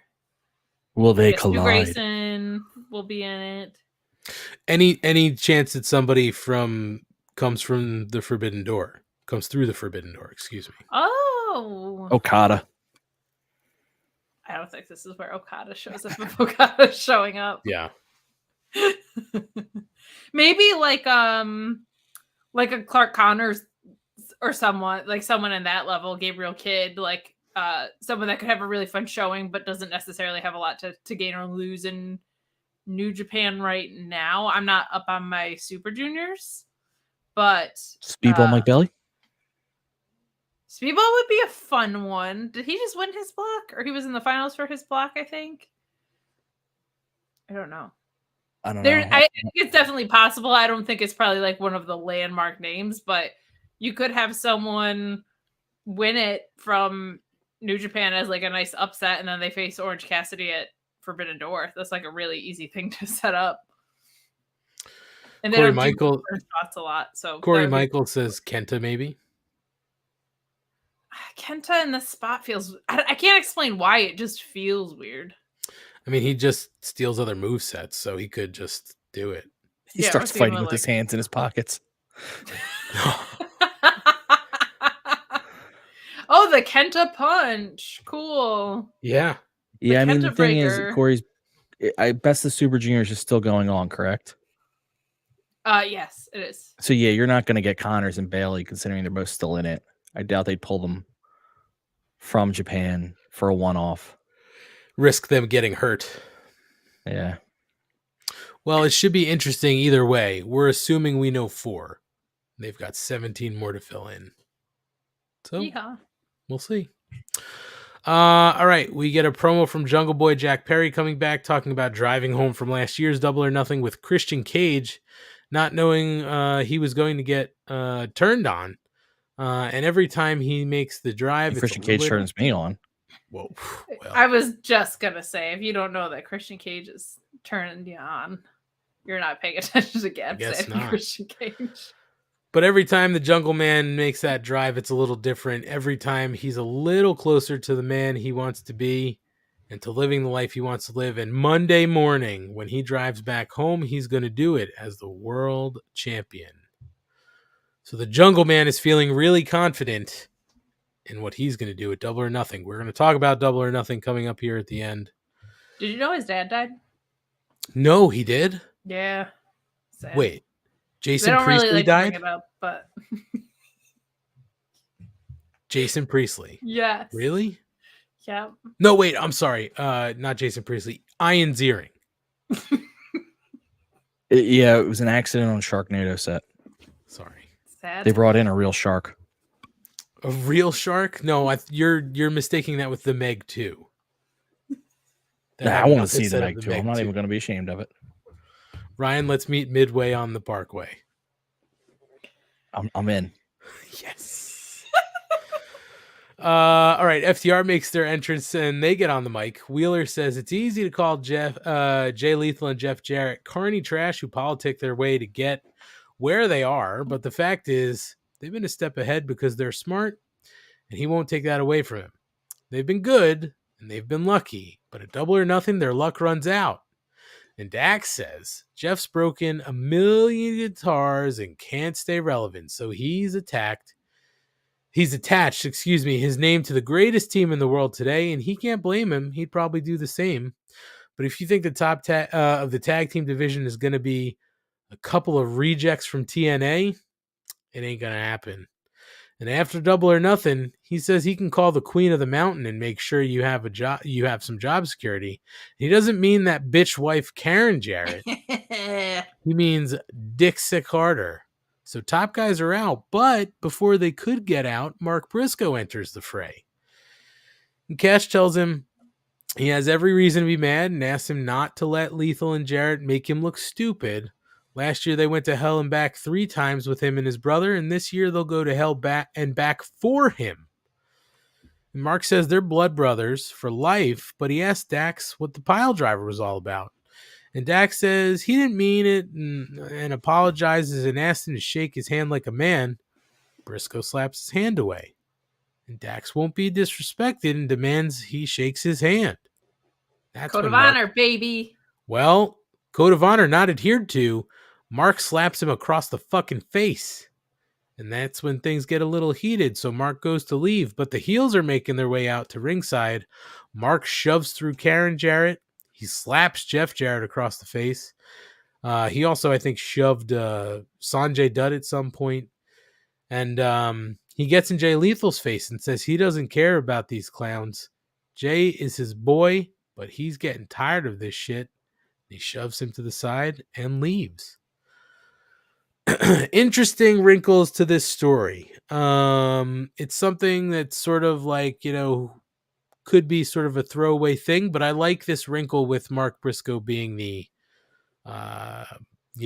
special guest referee for those who don't remember at Double or Nothing. I don't know. I didn't have a problem with this because it was sort of quick and it's just getting us to Sunday. You know what I mean? I also like the name drop of TNA. And I like the name drop of Dixie Carter, particularly just because we've seen it in other places. They can't say the other names. They make these now, but historically, yeah, they don't. They would never say TNA or Dixie Carter. It was all these alluded to statements. Sure. So it still pops me when you hear a name like Dixie Carter on the other guy's television. You're just like, oh fuck! Oh shit! Plus, her name has Dick in it. Any issues? Anything anybody wants to bring up about this? It's about time someone was digging into stupid Jeff Jarrett and his dumb guitars. My only thing is FTR's not the one that made Jeff Jarrett relevant again. Effie did, and we all know that. But this was good. I just week over week it gets more frustrating of just who the hell is on the ROH roster and who is not, because Mark Briscoe is still saying hey, the TV title is still my destiny, even though I didn't win it and probably should have. From Samoa Joe, who isn't really around. And now he's in a prominent storyline regarding the tag picture in AEW. So that's just getting increasingly frustrating as someone who's watching both products and seeing the ROH champion being the most prominent storyline at AEW and the TV champion being a marquee talent for Collision and the 6-man champions being in mogul affiliates. I'm sure that'll clear out once Collision has a roster, Dynamite has a roster. I'm sure ROH will shape up, but I was after the pay-per-view, it'll clear up. And that was 8 weeks ago at this point. So, right. And it just feels like Mark belongs there. So if he's not there, they should clarify that. But for the story, it makes sense. I thought Mark Briscoe did a good job with the segment. And it is a fun little wrinkle to add in there. And I thought he did a good job towing the line between both teams. Like he has love and obviously for FTR, but he has a lot of love for Jay Lethal as well, and all their time in Ring of Honor together. So I thought, and I don't mean Switchblade Jay Lethal, I mean actual Jay Lethal. I got it. So, just Ryan making more hand gestures over there. You said he had love, and I was showing love. Nobody knows Aussie, what to do with their Aussie, hand. oink, oink, oink. That was a pig? Yeah, whatever. I do what I do. Anything to add, Schlong, or you're good? They've changed the way I thought the story was supposed to go, which was going to be Mark Briscoe turning on FTR. Because that was how they were saying it. But now Mark Briscoe turns on Jeff Jarrett and Jay Lethal. Like, he is with FTR the whole time. That's how I think they go with it now. Well, we're gonna talk about it as we get to the match card for Sunday after Dynamite. I don't know why I made Ryan from Teen Girl Squad when I did that. Yeah. So good. We go back again to the goddess Renee Paquette talking to Sammy Guevara. And she says that MJF wanted her to let him know that the offer still stands. If he lays down and takes the pin, he will get his big fat check. But Sammy says it's a lot of money. He will not lay down for Max on Sunday. He's not for sale. His whole life, people have tried to buy him out of his dreams. Bosses have tried to promote him and take away his wrestling time. And he told them to shove their offers up their ass. And he's made as a professional wrestler. And he's the man who's going to take the world title home. So again, home on the range, building up to the main event on Sunday night. We'll talk about it. I want to point something out that I forgot to point out earlier. Okay. Renee somehow managed to wear mom jeans and leather pants at the same time, and I think we need to appreciate that. She's just a goddess. She's a goddess among women. She's an angel. She is an angel. Guys, we get the House of Black versus AR Fox, Blake Christian, and Metalik in an AEW World Trios Championship open house match. I still like this format. I like the lighting. I like the whole presentation of it. They did make mention of the rules again, so the no rope breaks, countouts are enforced, and the special rule of tonight, which I thought was a lot of fun for a good period of this match, was 1 in, 1 out. So you didn't need to tag in and out of this match, almost tornado style. Like some old school lucha rules. Yeah, or ECW. I mean, actually ECW. I'm sorry, WWECW. My apologies. Okay. I saw the looks. I'm sorry. I just hadn't heard that abbreviation before. Sorry. We need to keep the WWE in. Put some respect on the name of WWECW. Cutting to the end of this match, I don't think it's a shock to anybody, but the House of Black wins by submission with the inverted clover leaf from Buddy Matthews on AR Fox to retain the championships. That whole segment at the end, Buddy gets AR in that inverted clover leaf. Malachi gets Metalik in a knee bar, and then Brody King just with that chokehold where he hangs Blake Christian off the edge of the apron. Just a good look. They dominated down the stretch, so I liked it. I mean, it was an entertaining match. AR Fox is awesome.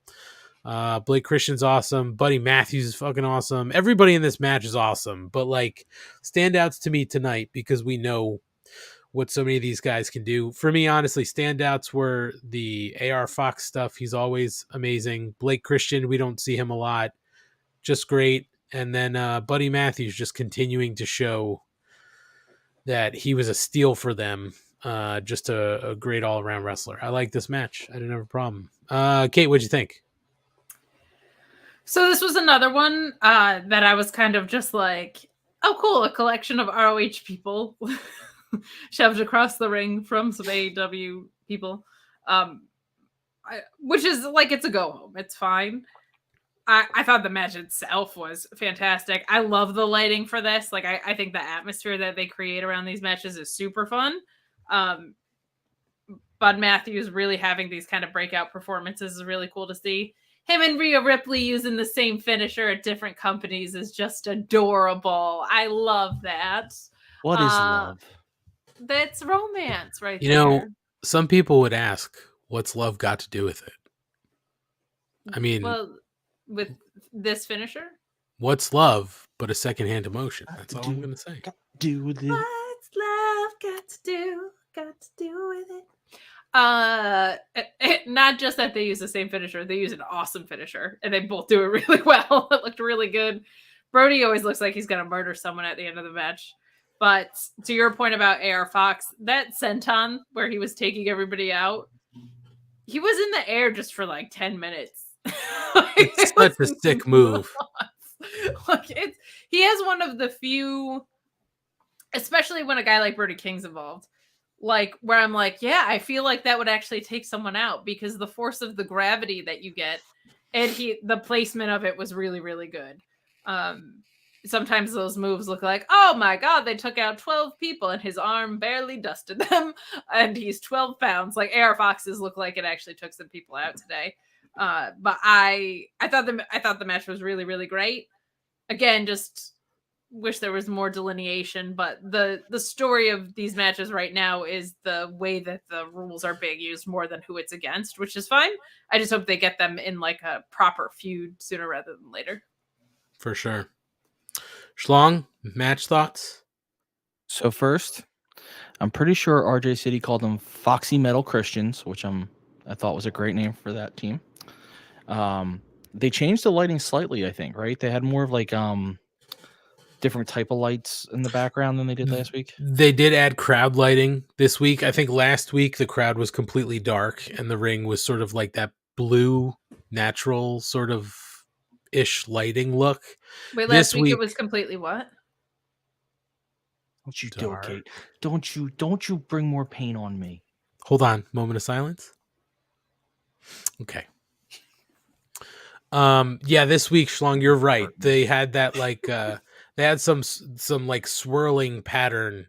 It wasn't constantly moving, but there was a patterned light on the crowd, and I didn't mind it.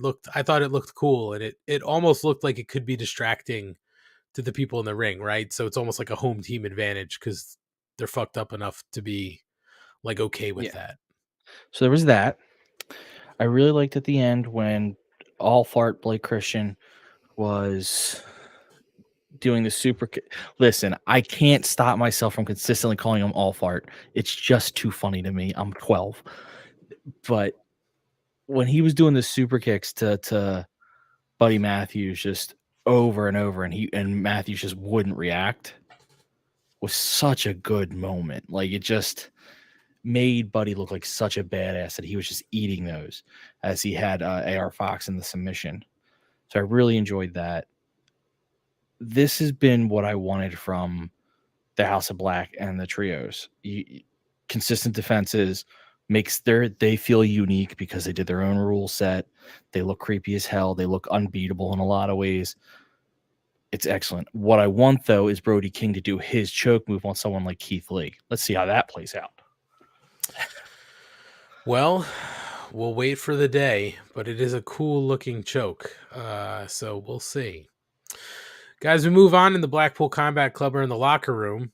Bryan Danielson lays out their immediate goals. Claudio and Wheeler Yuta will win the Ring of Honor World Tag Team Championship tonight in the main event. And then they end the Elite on Sunday. Mox says that they're the best in the world, and it's not a gimmick or any type of bluster. Fans open up their pockets and part with their money to watch the greatest sport in the world. They do the job the way it's meant to be done, and nobody does this job better than they do. It's the major leagues, and only one thing matters. Are you willing to step up to the plate and deliver when it counts? And Sunday's going to count, and they're going to deliver in a storm of violence, standing calm, ready, aim, fire. You'll see the difference between professionals and amateurs. We go to break. So, again, we're building the tension here to Sunday. We're building to the main event. I don't necessarily have anything bad to say about this. I will say this from a fashion perspective. I like those bomber jackets. I like those bomber jackets are cool. Bomber jackets are cool. My only question is the inner lining orange? I need to see the inner lining. That's a really good point. I need to see it. Anybody want to stop on anything there, or we want to keep moving? No, we can kind of save it until Keep like rolling. What? Back from that wasn't a sigh at you. I lost my spot. I was gonna say, I was encouraging us to keep going. No, I know. I was trying to find my spot. MJF makes his entrance. He stops at the commentary desk and takes a drink before throwing it in Shivani's face. Walks to the ring, spits in a fan's face, gets on the mic, and he says that this place is supposed to be Sin City, but he looks around. It's more like Virgin Vegas. I'm not going to lie, that popped me. Virgin Vegas was pretty good. Yeah. And he feels like he wants Sammy Guevara to shove his tongue into a light socket, Darby to climb Mount Everest with his shoelaces untied, and Jack Perry to be forced into an echo chamber and bore himself to death by speaking. But unlike us disgusting pores, he's intelligent and fully aware of how important the matchup is on Sunday. Lots of people throw the word homegrown around, and it doesn't get much more homegrown than us. Unlike some of our favorites, they didn't have the cheat code of coming from national TV already. 4 years later, they've given us the best matches and moments in the history of the company, and they are AEW. However, he doesn't want to be AEW anymore. He says, to be perfectly honest, he's bored and sick of the place. He's sick of the lack of competition, sick of the lack of competency, and he's sick, most of all, of not getting the respect he deserves from the fans. And TK knows it, and he knows that Daddy's contract is coming up. Facts are facts, and you think it's coincidence he's in a four-way? No, that's because TK's hitting the panic button because he desperately wants the title off of MJF. And you should be worried because he might take his ball and go home because the belt is his ball, and he's earned this ball and run with it faster than anyone he can keep up. And on Sunday, you'll find out these men are supremely talented, but none of them are on the level of the devil. And that's when Darby Avant-Garde, looking like Darby grown-up chic, it's true, enters the ring. And he says he's lost a lot in his life, but he's not lost his mind, or never lost his mind. He's always known who he is and where he's going. But when he graduated high school, he listened to people who told him to play it safe. And all that got him was a job cleaning toilets at the dollar store. But he wasn't meant to clean toilets, so he lived in his car. He moved to Atlanta and lived in his car and started wrestling. And then AEW came along to save his sanity, letting him live the way he wants. No other company would let him skateboard with Tony Hawk or climb Mount Everest, which he is doing next year. He's not a puppet. You can't create him. And he's going to be the face of AEW. And to do that, he needs the world title. And he might even do it with a headlock takeover. Max didn't like that. So Max does what Max does. He gives a quick kick to the groin, holds up his Dynamite diamond ring, loads it up. But that's when Sammy makes the save. MJF runs up the ramp. He gets cut off by Jungle Boy. And Jack Perry is able to take him down and grab the title to hold it up. So we've heard from the pillars. We're ready for Sunday. Personally, like I said, we're going to talk about this a little at length later. Excuse me. But, we were talking earlier about the Wizards on Monday and old man Tony, saying, this doesn't make sense. We're not elevating anybody. I think they've actually done a pretty good job of elevating these guys who need to be the next people up. And if you don't take the next people and push them up, how are you elevating talent? The product, old man Tony. There you go. That's what I have to say about that. Watch the product. I didn't have a problem with any of this. I thought this was perfectly fine. We just need to sort of give a go home promo here. And, they don't always do it at the end of their show. So they gave it to us in the middle. I was totally fine with that because we had a lot more wrestling to get to in the night. So no issues for me here. Kate, any thoughts? I was kind of over the MJF 2024 contract thing. I get that you're pitting competition against itself in a storyline. I liked here that he said that was like the justification for why he's in a four-way.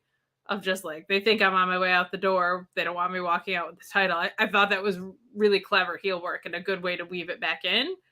I guess my only problem with it, it's not really a problem because I so appreciate the attempt to set up a story a different way than they've done in their 4 years of existence. And I think the match will be great, but it doesn't feel like the whole thing is that it's the 4 pillars and Darby's the only one that feels like he has a shot in hell of actually walking out champion. And even that I feel like kind of doesn't feel like a real shot, but I've said before, like the Reign of Terror with Triple H was not him having a consecutive days one. You could have Darby win the 4 pillars match and then MJF saying fight me one-on-one and win it back. Like you could certainly tell that story. If you wanted to send Sting off, you could have Darby have the title and Sting fight for it and lose. But I guess I just feel for Sammy Guevara in this because it feels like this didn't do anything for him.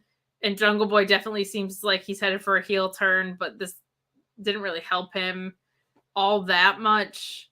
I feel like Max has done a really good job with this story. Like, I feel like all of his promos that were meant to put over other people, he did pretty well. I thought tonight's was good.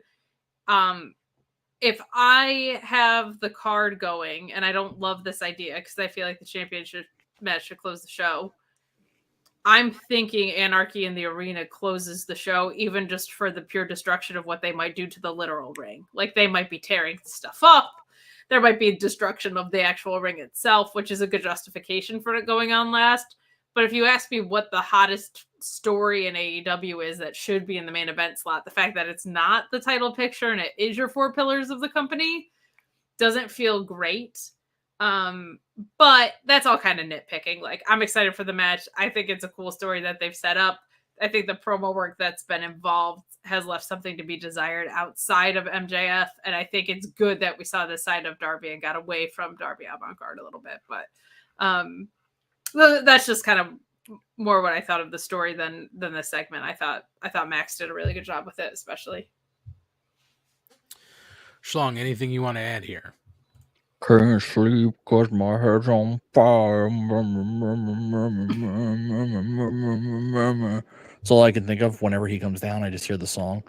For like, even when he starts talking, I'm just doing the song in my head again for whatever reason. I mean, I do actually get annoyed at the contract talk at 24, not because for any like cheesy reason, just it gets redundant. To be like Nick Kate said, it was a good call on this point to be like, to actually weave it into the story made a lot of sense, but he goes to that well a lot and it gets a little redundant of like, lay off on that one. Like, we get it, but you can only go to that so many times before I stop caring about it. But that's a very minor nitpick. I'm okay that this isn't the hottest story in the company, even though it's for the belt, because sometimes that happens, that there's just better stories being told elsewhere, and even if it's for the belt, it just can't compare. And I don't know what championship story you could have told that would be better than the Elite versus the BBC. Because BBC. I said it. Yeah, I said it. Big Boys Collection. Okay. I think that's not what you know what? Sure. British Broadcasting? Yep. Nailed it. Company? You meant BBW. Yes. Big Boys Wrestling. Yeah, Big Boys Wrestling. Yeah. Beefy Boys Wrestling. But I'm trying to think. The Sammy thing, I'm with you. They clearly want to turn him face, which I get. I actually don't have a problem with the attempt. It's just this isn't the feud for it. You had an even split of faces to heels, and you've turned that. And you did it in a really weird, awkward way where like Sammy was heel for a bunch of this, and for no other reason than MJF was going to screw him over, he's gone the other way, but he hasn't really taken the face steps.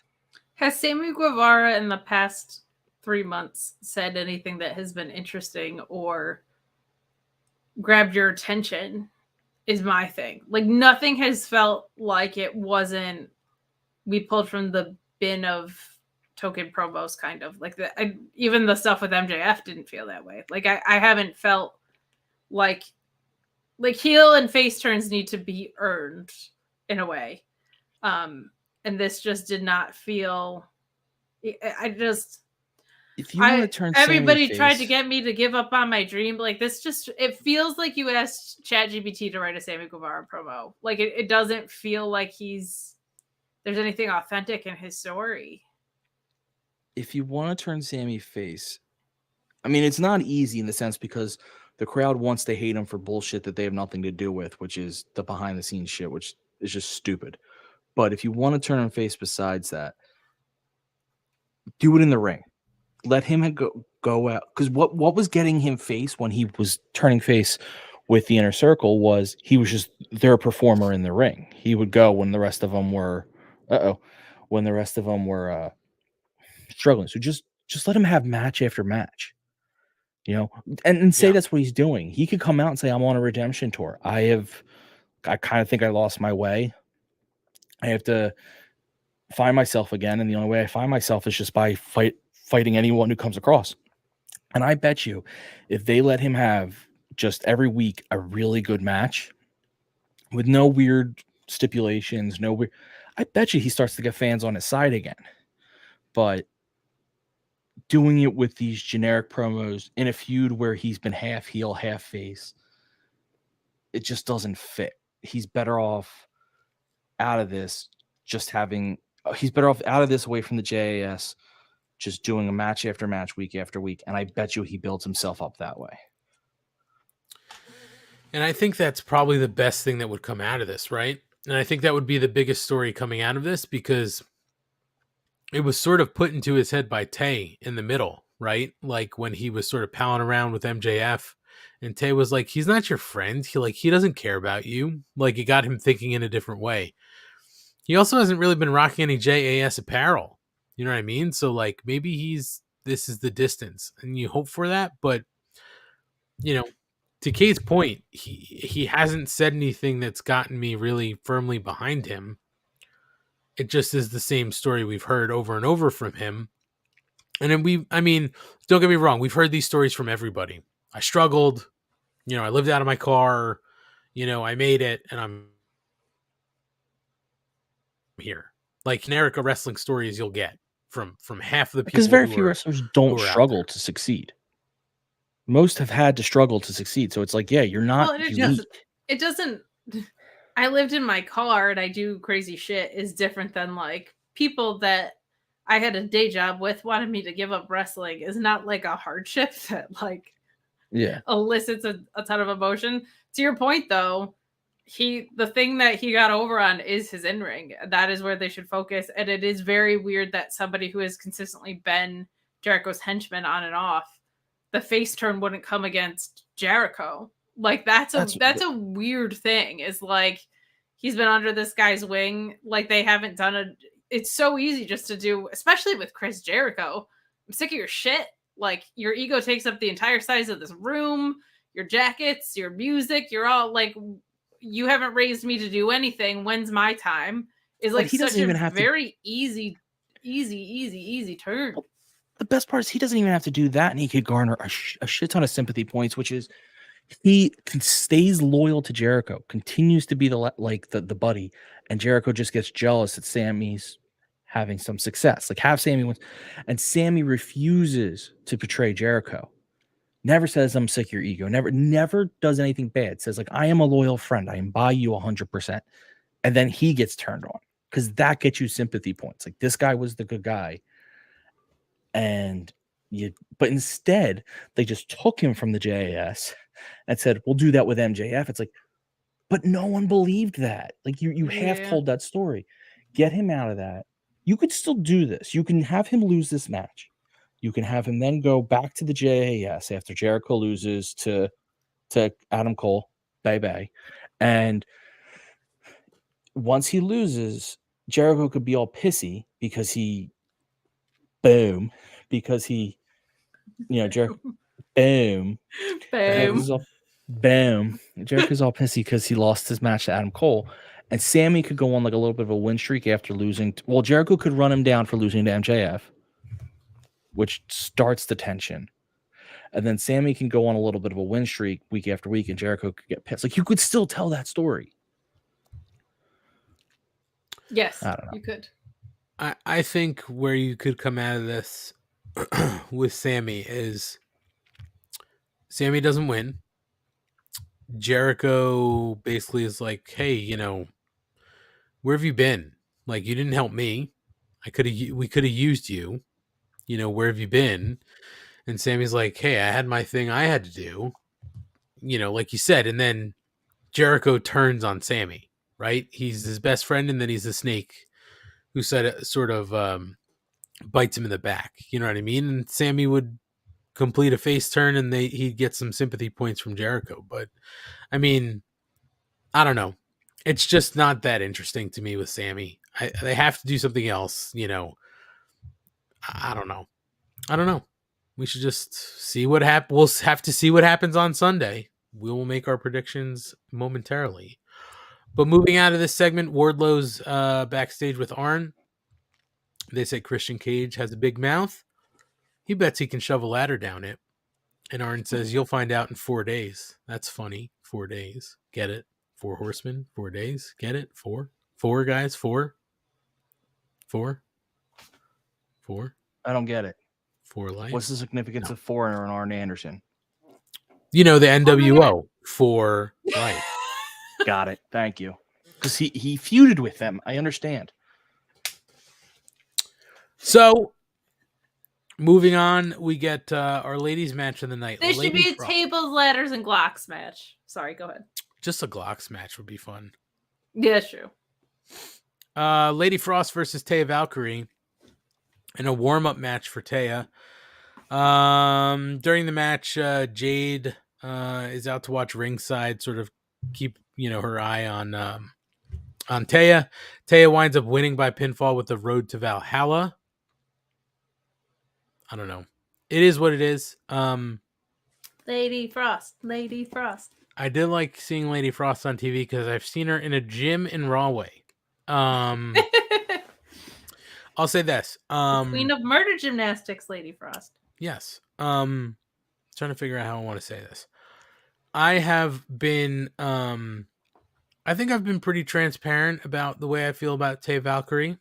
I haven't been a big fan of her work in the ring. I thought she was doing some really good work in the ring prior to, not really good, but she was doing better work in the ring prior to coming into AEW. And I'm not going to lie, the stuff I've seen her do in AEW, I have been less than impressed. I think the value's in her name, but like tonight, I did not enjoy this match. And I think Lady Frost was trying hard. But I'm just back to Taya being like, everything she does looks timed out and choreographed. And, like, again, you could sort of see her counting the steps in her head. And I'm like, you shouldn't be doing, you know what I mean? Like, it just she seems slow now. I don't know. Like, Taya's not working for me. And I hope that Sunday things go better, but I don't have a lot of confidence. Well, as per usual, I was in the bathroom during this match, but You saw the gifts, I know. I saw the gifts. I'll say this. I feel like Taya is really great, but I feel like Jade is not the easiest opponent for your incoming feud necessarily. I actually liked tonight's match a lot better than I've liked kind of some of the other stuff we saw. And I think it's tricky because there's a lot of wrestlers that, like, when they are in the ring general role, aren't as great as when they are with someone who's their caliber or higher. I would say Britt Baker is transitioning out of that, but a lot of her earlier time was spent trying to level up against other opponents. I feel like tonight, and just I've seen so much from Lady Frost on ROH that has been really encouraging, because she was someone that we talked about would be like a little bit too gymnastic, a little bit too telegraphed. Whatever happened from that tour in Mexico to now, she's just hit a bliss point with her style. Like, she is laying in her shit so much more. it's harder hitting. It's a little bit more logically executed. Like from whatever happened in that run to where she's at now, she's firing on all cylinders, and it's so great to see because I always liked her. I thought she was great. I thought she was one of the standouts that showed up on rest in peace AEW Dark during the pandemic era. She was just someone who immediately would catch your eye with her presentation, and she could go. But like that corkscrew thing that she's doing off the top is so cool, and it's just all coming together where it doesn't feel like, almost like with Athena, how she like blended the acrobatics and now she's leaning much more into the hard hitting. Like Lady Frost is kind of somewhere in between right now, and it's so awesome to see. I'm so happy for her. Happy for her as a person too. I think she would be a great addition if they wanted to lock her up. I hope they do. But this is just, I'm struggling with where this Jade title reign is. I'm struggling with it because, like, I don't think that this was the best use of bringing Taya Valkyrie in. But I do feel like Taya is someone that I like. Keep in mind where she was, right? She was in the Knockouts division. That's just an embarrassment of riches of who you're working with over there. It's like now when you're meant to kind of carry the match with someone who is of Jade's stature and importance, it's a little bit of a different challenge than Deonna Purrazzo, Jordynne Grace. like all the women in Impact are all pretty pretty advanced in ring wise. So I think that's part of the challenge here. I liked this match. No way. I get what Ant's saying, but I also feel like there's I notice it when anyone comes in and they're you bitch, and they're in a feud with with Jade or someone like that. The Jade's matches are always a little bit rough, and then when they're in a match with someone else, there's like a need to prove themselves, which I actually think is detrimental because I think they're trying so hard to like stand out, and then it works against them. But I think this was a lot of fun, good hard hitting. Kate kind of said it. Lady Frost has a little bit different of a style now than she used to. She's incorporated some nice kicks, some nice stronger moves. I'm more curious to see what Taya looks like away from a Jade feud. Like when I don't think she needs to prove that she's can go and who she is and what she's doing. I actually, and to speak to Kate's point about Lady Frost's style, I think what she was doing before versus what she's doing now is something I've seen a lot of male and female wrestlers do for a little bit, which is they know they only have a short little bit of time. So they try to put in these awesome looking moves because they know that's what gets attention. And then as you're more confident in that, I don't care where I'm wrestling because I can wrestle lots of places, you actually then just go out and wrestle a good style. Like you actually put it all together. And it's not just her. I think there's a lot who do that, which is like, and I saw it on Dark a lot where like, okay, this person only has, they know this is their match. They're going to make sure they get in a couple cool flips. And luckily the AEW established talent were always very nice. And like, they let them do that. They let them have their moments. But I think that's where the difference is. But we'll talk about predictions. I still have faith in Taya. I think there's a lot there. Also, her reps have been down, and I think she's someone who could use the reps. I think most wrestlers, very few, are better with less reps, and that's most sports in general. Though, I mean, just go out and play basketball. You're better when you've been shooting a whole bunch than coming out stone cold. Like, especially when you're, one of Crushing 5 guys beard. on the team. Yeah. Damn it, Kate. You said Stone Cold, so I figured he was crushing Oh, Steve Weiser's. I was going with that, but then she took a shot at my team. Well, we'll see what happens. We'll talk about it momentarily. Guys, we get our big announcement from Tony Khan. The first location for Collision. The rumors were that deal wasn't done, and that they were making alternate plans in case a deal wasn't done. Some of the rumors were Chicago or Daly's place. But TK makes the announcement tonight that on June 17th, the debut of Collision will be at the United Center in Chicago, Illinois. He said it'll be a big night of wrestling. 652. What? Wasn't that the end of the Scruff McGruff commercials? Scruff McGruff, Chicago, Illinois, 60652. Take a bite out of crime. I have no idea. I have no idea. I only remember Stickley's address. Oh my P.O. God, Box. that was a commercial I always New remember. York City, New York State, Yep. 10108. So, I think it's obviously assumed that we have CM Punk in the back pocket. Now, I say assumed because how big would it be if they go there and there is no appearance? It would be, oh my God, light the internet on fire. The whole thing would burn to the ground worse than a Ron DeSantis Twitter announcement that he's running for president. But I mean, it would be so huge if they did this at the United Center and he never showed up. But I think it's safe to say he's showing up, and all will be back right with the world, I guess, of professional wrestling, and we can stop with the fucking rumor fires that have been happening. Hell yeah, Chicago, let's go. Get my man back at TV. I don't need it. Really bothered that you guys don't know Scruff McGruff. I know Scruff McGruff. I just didn't remember his Chicago zip Chicago, code. Illinois, Excuse me. 60652. I think That would it'll take be a a bite out lot of better crime. once CM Punk's actually on television, rather than like all this pending stuff with all these bullshit rumors. Like when the guy is actually just like back in the ring wrestling, I think it's going to be a lot better because all of this like what's going on stuff will just be done. Yeah, right now it's bullshit drama. Yeah, and a lot of it's manufactured. A lot of it's Sure, manufactured. Clickbait. They did show a Collision ad too, the first ad for Collision tonight, which was nice, featuring Andrade, Miro, Thunder Rosa. And was I wrong, guys? You saw the ad, right? Mm-hmm.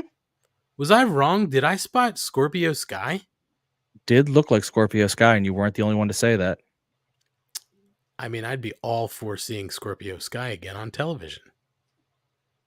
It seems like, based on what has been reported by places like Fight Club and others, that Miro, Andrade, Scorpio Sky would fall in this category, have been healthy, ready to go. When they saw this TV show coming, they said, we're going to hold you all until this, which sucks because they've been off our TV, but also makes sense to be like, not only are we launching this new show, because they can't go out and sign a ton of new talent just because there's just not that much new talent out there. This is also kind of a way to get that for your new show where it's like, look at the names coming back. Yeah, you don't need new talent. You have so much that is. You've got Jay, Switchblade. Wait, you did that backwards. Who? You got Switchblade, Jay Lethal, Jay White. Like on Rampage after like a huge debut. You know what I mean? Like they need to alleviate some of the time crunch for this roster. So that they definitely don't need to. Scorpio Sky coming back rules. Like that just makes me so happy for that guy. For sure. I still remember when he did that tag match. No, not a tag match, that singles match against Jericho, and his one shoe came off. Yeah. Honestly, who loses a shoe? A shoe. Gordon Post says, and we didn't even think about it, put Scorpio in the Blackjack Battle Royal. 100%. Oh, hell yeah. That could be fun. He'd come out with it. Well, we'll see. We're coming up on June 7th. Okay. Marvez is interviewing Hangman Adam Page backstage. And he says it's funny because he thinks that's right. It's all the rage. I see what you're doing. But Hangman says he thinks it's funny because he thinks Matt, Nick, and himself used to be best friends, but he doesn't know what he ever really was with Kenny Omega. And he's not sure if it was really friends. They've been something more than that. They're in love. They're family, so that would be incestuous, Kate. Gross. They're Fast and Furious. They're family. Family sticks together no matter where life takes you. And on Sunday, they face the Blackpool Combat Club, who've taken so much from them. Hangman says he's taken my eye, Matt's arm, Nick's shoulder, Kenny's Don Callis. And on Sunday, they're going to pay in blood. So again, we're building here. Rooster Cogburn is a surly Hangman Adam Page. It's going to be good. Anarchy in the arena. And let's not forget, too, that, like Kate said, if they do destroy the ring, fine. But the finish has to come in the ring. They can go wherever they want, but it has to end in the ring. That is. They made that rule? Yeah, they said it. They said it tonight, and that is how Anarchy ran the first time. No, it's not. They finished outside the ring? Yes, they finished when Kenny won Wayne Old Sammy in that weird stage area on the field. That was not Anarchy in the arena. Stampede. Oh, you're right. They're all the same to me at this point. That was a stadium. You Anarchy need to call. in the arena was Eddie You need to Kingston call. lighting people on fire. You need to Stadium. call Gruff McGruff, the crime dog, Fred McGriff. And investigate. McGruff, Chicago, Illinois, 60652 would help me take a bite out of crime. Kate, he says he never did any drugs. His brain is all fucked up.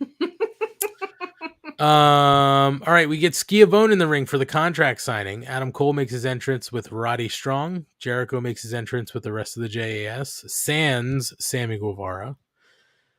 And Tony says that we've agreed to no physicality, and he explains the ramifications that in an unsanctioned match, basically the reason we're having a contract signing is because AEW cannot be held accountable for what happens. It is unsanctioned, but they're basically signing the fact that AEW won't be accountable. Just call it a hold harmless agreement. A what holds harmless? Yeah, hold harmless agreement. Okay. It just means that because it makes no sense that you're signing a contract for an unsanctioned match. That is a fair point. But a hold harmless agreement is what makes it they could be signing a contract with just each other. When you go get a tattoo, for example, Never you done sign it. a hold harmless agreement saying it's not the tattoo artist's fault if you get an infection, if whatever, blah blah blah blah. That's essentially the same thing that you sign in wrestling of the company's not responsible for whatever you crazy loons decide to do to yourself in this match. Semantics. They sign the thing. Adam Cole gets it first. He signs the thing immediately. I don't remember who yelled it, but somebody yelled, "You didn't even read it," which I thought was pretty funny. He said he's wondered why Jericho did what he did for weeks. He couldn't eat, couldn't sleep, couldn't process why he thought it was a good idea to beat his wife or his girlfriend in front of him. And Jericho personally directing traffic and screaming again and again. Maybe it's because he's a scumbag or a disgusting human being, but no, he did it because he truly believes he's invincible and that he can do whatever he wants because he's Chris Jericho, and AEW should be grateful to have him. Well, we're going to find out how invincible he is when Cole beats the living hell out of him. And AEW should be thankful the match is unsanctioned because the blood will be on his hands and not the company's. That's how he likes it. It's taking all the power inside him not to beat Jericho within an inch of his life right now, and he explains exactly what he's going to do. He's going to break both of Jericho's legs, shatter his jaw, break his hand, so he'd hurry up and sign the paper, bitch. And that's when Jericho stands up. And he asks for he takes some steps towards Adam. Tony reminds us no physicality. And he says, he's not a bitch. He ain't from Las Vegas. And he opens the contract to sign it. Super heat. But before he signs, he says the injury that put Cole on the shelf for a while must have affected his memory because he runs the footage back of the beating. And basically, Jericho's not directing anything. Jericho asks what kind of man allows the love of his life to get the crap kicked out of him. Crap kicked out of her mere inches away. Roddy holds Cole back, and Chris begs him to touch him before calling him a coward. And on Sunday, there's no rules, no accountability. He'll knock Cole's teeth down his throat. He signs the contract and tells Adam he got outsmarted because no rules means he's outnumbered 5-2.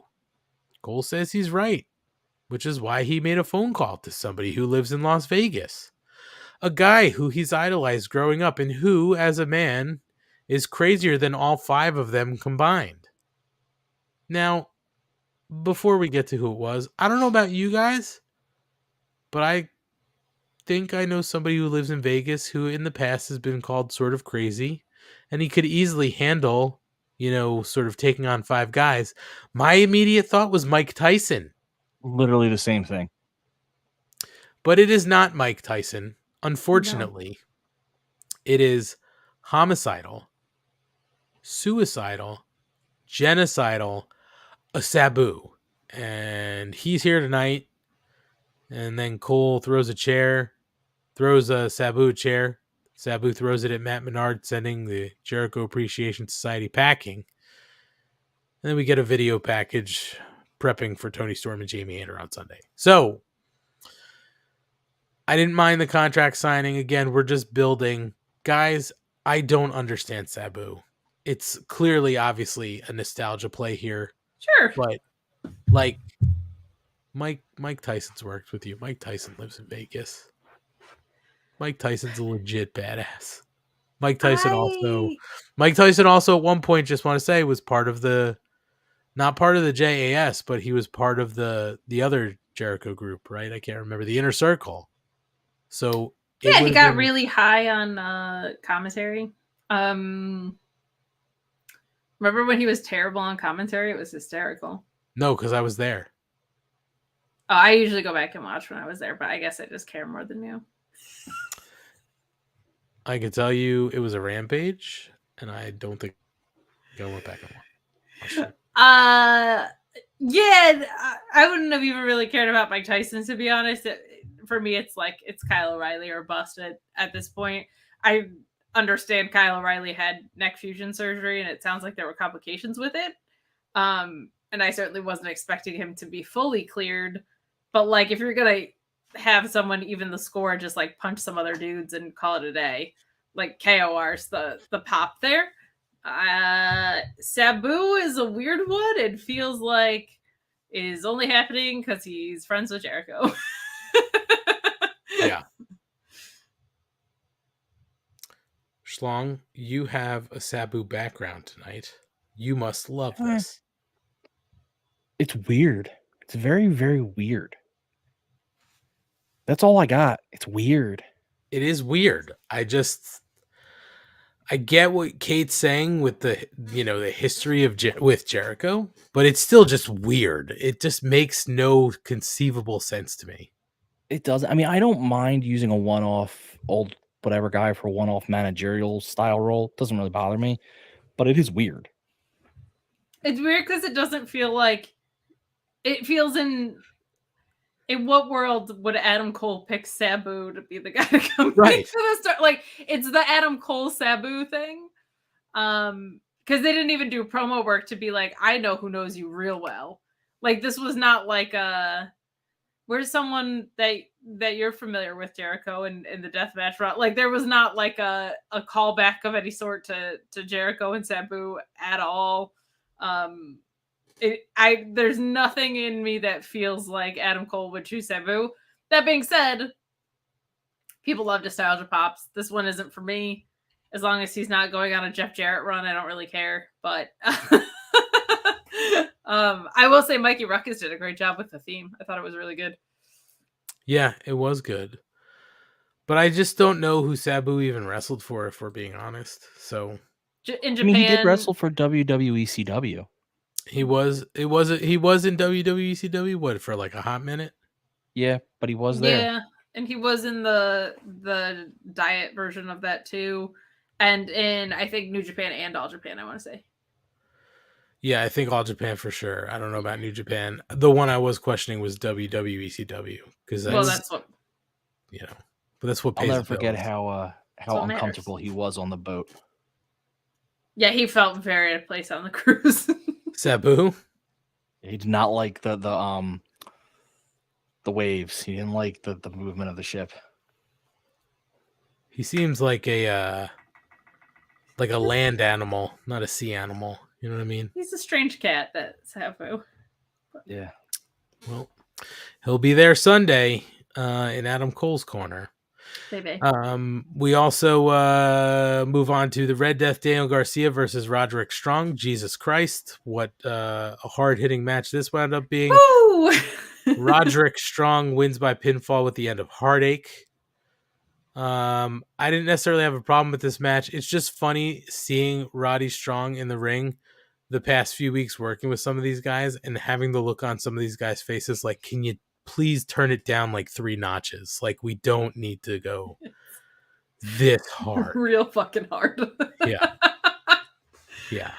God bless him, though. It is so good to see Roddy Strong back in the ring. This felt like an old school ROH match to me. I loved it. They got to break up the Jericho Appreciation Society, man, because Daniel Garcia is way too damn good to be like kind of just waffling around right now and not in a story. I thought this was a phenomenal match. It's just so good to see Roddy Strong in the ring again. He still looks great, and yeah. I like the way that they're bringing him in. Like they're just letting him be an ass kicker. It's a good way to remind everyone what he's capable of. And this was just a fun wrestling match. Like I loved it. Schlongy, what'd you think here? This has been a great way to reintroduce Strong to the audience. And I think most people who watch AEW know who he is because he had his time in NXT. But it's a good way to introduce like his time in NXT. Kate could speak to it better than I could. Got weird at the end, and you kind of lost a little bit of who Roddy was. You don't remember him from being, we are all victims of recency bias in our memories, where we think of the guy as we last see him, and he wasn't this wrestler when you last saw him for no fault of his own. So it's been nice to see him come back and be like, oh yeah, he's still very much that guy, and he can go. And this match was one of those, and Garcia was a great opponent because Garcia is that guy. So he's fitting in perfectly here, and it's been a great addition. Also, that end of Heartache finisher just looks ridiculous. So good. Guys, they hype up the card for Sunday. We're going to talk about that here after we get past the main event, which was the Blackpool Combat Club, Claudio Castagnoli and Wheeler Yuta versus the Lucha Brothers, Penta El Zero and Rey Fenix for the Ring of Honor World Tag Team Championship. And it turns out that the Lucha Brothers win by pinfall with the Fear Factor from Penta El Zero on Wheeler Yuta to retain the titles. But they did get a little help from the Bucks. The Bucks were under the ring hiding, and they pop out to keep Claudio from getting back in to make the save on the pin. So post-match, the Lucha Brothers stand tall while the Bucks hightail it through the crowd. And that's when Jon Moxley and Bryan Danielson step in to the ring, just short of chasing them through the crowd. And Mox tells them to laugh and smile while they still can, take pictures with the fans while they still have all their teeth, enjoy the time with their families, because on Sunday they're going to get plastered on the pavement of the Las Vegas Boulevard. And Anarchy in the Arena will be the wildest, most violent match in AEW history because the BCC won't accept anything less. So if you're squeamish at the sight of blood, buckle your goddamn seatbelt, because you haven't seen anything yet. And that, my friends, is the end of the show. So, Schlong, let's go to you first. Thoughts on the match? Thoughts on the post-match and the end of the show? The match was good. I mean, as good as it can be is expected between these two teams Sorry, Kate's eyes looked like she was falling asleep, and we've been warned that she's very tired. And if she had fallen asleep, No. I was trying to make sense of my notes. I know, but if you had fallen asleep on stream, I would have laughed my ass off. On the Xanax, yeah. Oh God, you guys keep talking. But I mean, my notes made no sense. That's all. Yeah, that's because you were asleep writing them. It's a great match. You can't that's what you expect. I was wondering how they were going to get away with the BCC not winning, because I knew they weren't going to, because it just didn't make sense through any of the plots that they have going to have the Lucha Brothers lose. So having the Elite cost them from coming under the ring, the Young Bucks doing, actually makes a lot of sense. It gives the Young Bucks a one-up again which is now 2 weeks in a row that they've come out on top, which is good because early on they were getting their asses handed to them. Keeps the titles off them. They don't do this a lot, so I'm not really complaining. I really enjoyed it. But the match was amazing, but I kind of always, this is talking about my own recency bias. I get lost in the post-match stuff, which is the Elite. I don't know who's going to win. You think the Elite, but the BCC could just as easily pull this off. That's how good this feud's been built. So I'm just enjoying that. Kate, what do you think here? Loved it.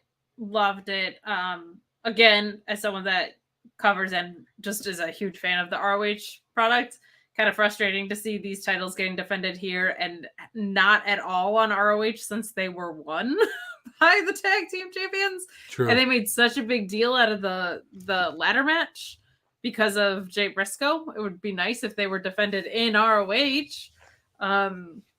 However, no complaints about this match. I love the fact that heel Claudio doesn't usually use the swing, but tonight he used it in tandem with Wheeler Yuta to finish off. Like that I thought was such a good cerebral thing because people love the swing and Claudio's not going to give it to you as a heel except for things like this, which I thought was an excellent use of that. Loved Danielson on commentary. I thought he did a great job of putting Ray Fenix over and also driving home the spirit of the Blackpool Combat Club, like getting frustrated with Wheeler Yuta of how many times did we train him to do this or whatever, like really emphasizing like the training, and then him being like, well, to be fair, with a guy like Ray Fenix, you can't train him because you can't replicate what he does. And talking about how like they're in the best of their career when Claudio and Wheeler win, like it's going to look that much better. I just thought he was fantastic tonight. A commentary and added a lot. Super fun main event. I do think it could go either way. I think it's more interesting if the Elite loses. I don't think they will, but I also think that there's a possibility that we have some people showing up. You're calling out in the chat. I love Danielson calling him the man in the mask as well. He referenced Regal by name a couple times. Really good stuff there. But probably the best story in wrestling right now. I think that's fair to say. Really good. Yeah. Well, with that ending the go home show, let's talk about Double or Nothing's card. And I know we've been sort of saying all night, I'm not sure it could go either way or the other. But let's go through it. There is the unsanctioned match, Adam Cole versus Chris Jericho, according to Betfair Casino. As of this morning, Adam Cole is the favorite to win this match. Why are they putting odds on matches? I don't know. They put odds on everything. Vegas, baby, double or muffin. You can't gamble on them, right? I don't think so, but I mean, just curious. I think you can. Sportsbooks have bets open for pay-per-views. Isn't that the whole WWE drama? I have no idea. I know it was talked about for a while, but I haven't kept up with it. I think it might be more prop bets with the WWE drama. But they've had sports books open for stuff. Or maybe it's vice versa. But I think it's hard to imagine Jericho taking another pay-per-view loss because he just lost to Starks and he was losing to Andretti. But him losing here, especially with Sabu coming back, I hope it's the catalyst to break up the Jericho Appreciation Society. I'm going to say that you have Adam Cole win because you want him strong going into what I'm assuming is going to be a feud with MJF. You're probably right there. Schlong, what do you think? Who are you going to take? Adam Cole, baby. He needs it. Yeah, I think it's unanimous there. Adam Cole's going to take it. We have the 6-man tag match. The Hardy Party versus Ethan Page and the Guns, the Hardys, and brother Zay are favored to win this one as well. Schlong, what do you think here? Hardy. Party, hardy, darty. Ooh, I like it. Kate? I'm going Hardy Party. I wish it was Ethan Page and not the Guns. I think Ethan Page needs to be on Collision, or they need to put him on a track. He's way too valuable a talent to be as in throwaways as he is right now. I agree, and I will also take the Hardy Party. AEW TBS Championship match: Jade Cargill versus Tay Valkyrie. As of this morning, Jade Cargill was still the favorite to win. Yeah, it's gonna be Jade. Yeah, I was gonna say I would even go first. I think that Jade's gonna win, and perhaps this is where we see Chris Stat emerge. Fingers crossed. I hope so. Taya. Ooh, Schlong's going Taya. Okay. Going Taya. What tells you Taya? You just think they need to get the title? I don't think off Stat's Jade? ready to go, and I think even they know they're hitting the tail end of the Jade story. So I think it's Taya. Okay. Anarchy in the Arena, the Elite versus the BCC. The Elite were favored as of this morning. Kate? I'm going with the odds a lot. I'm going with the Elite, and for funsies, I will throw in that I think Ibushi debuts. I'm going to agree with everything you just said. No lie. That was my take. Schlong? On BCC. BCC. With Takeshita. Okay. Being the difference. I could see that happening too. There's some agreements in the chat about that. AEW Women's World Championship, Jamie Hayter versus Toni Storm. Jamie Hayter's being favored. I would personally say that Jamie Hayter is gonna win. I don't think they're ready to pull this title off her and give it right back to Toni Storm. So I'm gonna take Jamie Hayter. Definitely Hayter. You got to keep it on her and get to her and Saraya for the UK show.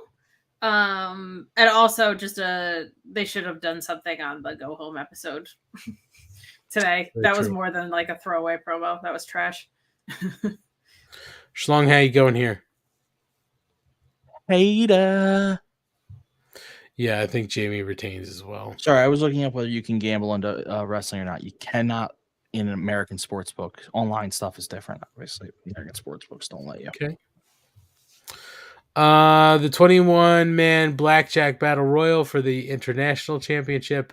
We know it's going to be Orange Cassidy, Ricky Starks, and we're assuming Rock Hard Juice Robinson and who is the other guy we said we agreed on? Switchblade. Jay White. Is that a reference to Django, by the way, Kate? It's just a reference to people saying that wrong and weird, and right. like Southern old men. Schlong, who are you taking here? TBD. No. No, we don't know. It's anyone but Orange Cassidy. Come on, make a best okay, guess. so you're picking the field. I'm picking the field. I don't know who's in it, so I don't want if of the four we have announced to be Jay White, but I'm taking the field. My whole thing is that Orange Cassidy doesn't win. It's hard because I could say, "Oh, Miro's going to win," and Miro might not be in it. So right. Okay, but anyone but Orange Cassidy. But can you just be fun? Can you do a fun? I am pick? being fun. I'm saying it's anyone but Orange Cassidy.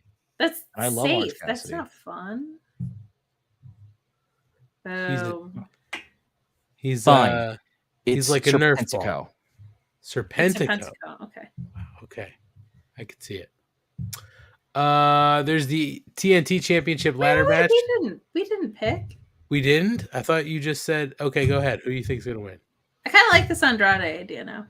I'm going to So go you're Andrade. taking the field too? I am, but let's pick a fun person. Okay. What about you? I think Orange Cassidy's going to retain.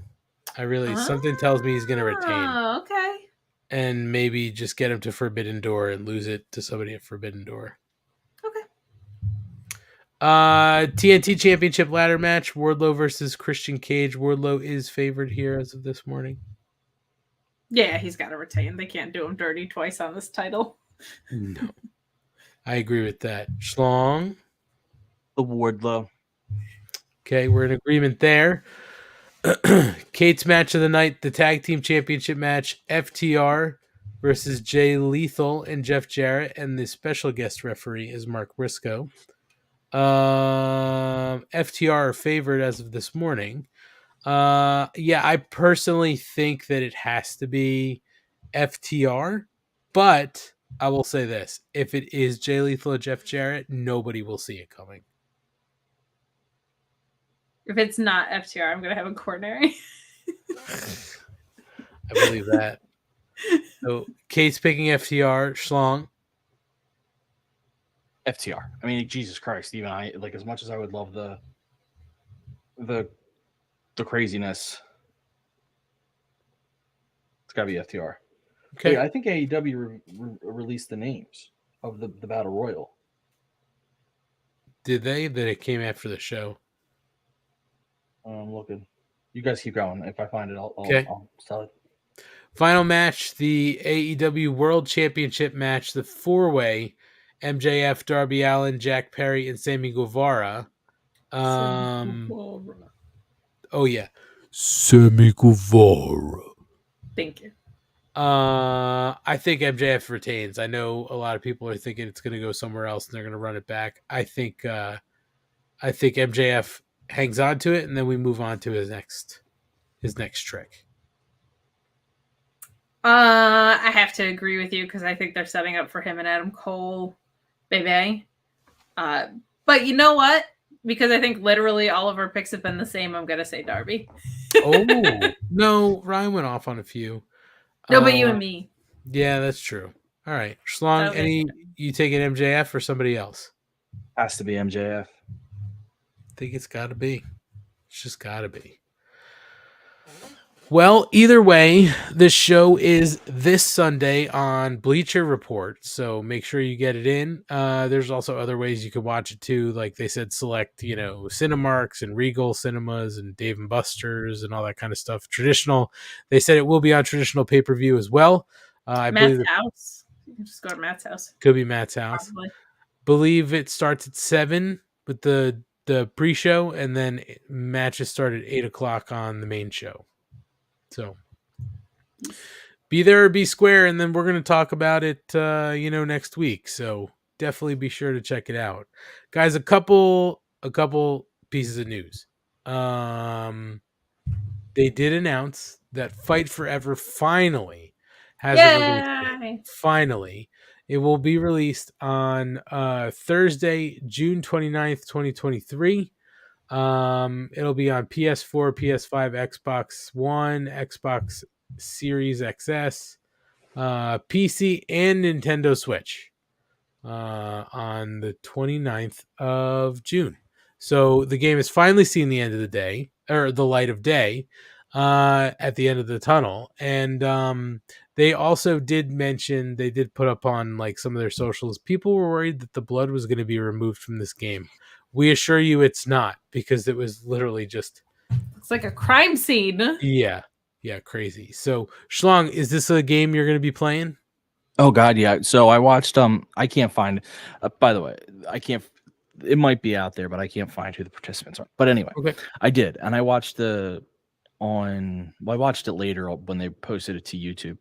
But Evil Uno and Orange Cassidy did like a play. They played it. They did some matches, so you actually saw live gameplay, and it looks exactly like I wanted it to be. It looks like the old NWO versus WCW games, the No Mercy game, which is, to me, how I define all wrestling games. I still think those games felt smoother than the games we get now.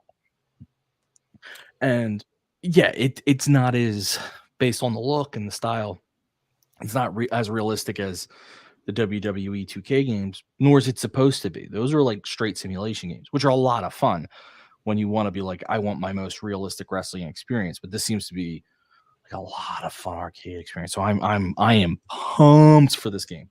I'm just glad it finally has a release date. That's what I'm looking forward to. Yeah. And guys, honestly, the last real piece of news I had tonight was it came out late that Melissa Santos, Brian Cage's lady, is pregnant with his baby, his little machine. Welcome to the machine. So congrats to Brian and Melissa, and let's just hope that the muscles are as big for, and may your son have muscles as big as your muscles. Yes. Baby You know what I'm saying? affiliate. Boom. There you go. And honestly, guys, that's all I got. There's a lot going on. Double or Nothing this weekend. We've already got our tickets to Collision. So why don't we wrap this up and tell people where we're going to be, and we'll throw some plugs and we'll get out of here. So, Kate, where are you going to be? Oh no, I'm gonna be everywhere this weekend. Tomorrow I have the ROH post show on Fightful main YouTube channel. Friday we got the AEW Rampage and SmackDown post show. Saturday, Night of Champions post show on Fightful Select, and Sunday, because NXT sucks, they're running head to head with AEW. So what we are going to do is a beat the clock review for NXT as a watch along to AEW at the same time. And then I will also be doing the Fightful Select AEW Double or Muffin post show. And then I will be sleeping very late on the holiday weekend. Sounds good. Yay! Schlong, what about you? What are you up to? Well, I no longer live tweet Dark Elevation because Why not? they don't exist. Oh. But I am at Mark Order Pod on Twitter. This weekend, I don't know what time on Saturday, I will be doing the Fightful Select pre-show for whatever WWE is calling their Saudi show. Night of Champions. Yeah, I forget the name of it, but I'm doing that. So, oof. Well, enjoy. It's Night of Chuds. Right? Night of Champions. Night of In Chodes. the afternoon. Night of Chodes. Well, enjoy. As Ryan said, follow us on all our socials at Mark Order Pod. Facebook, Twitter, Instagram, TikTok, YouTube, all over the place. Find us at Mark Order Pod. And if you're on one of our socials, to make it easier,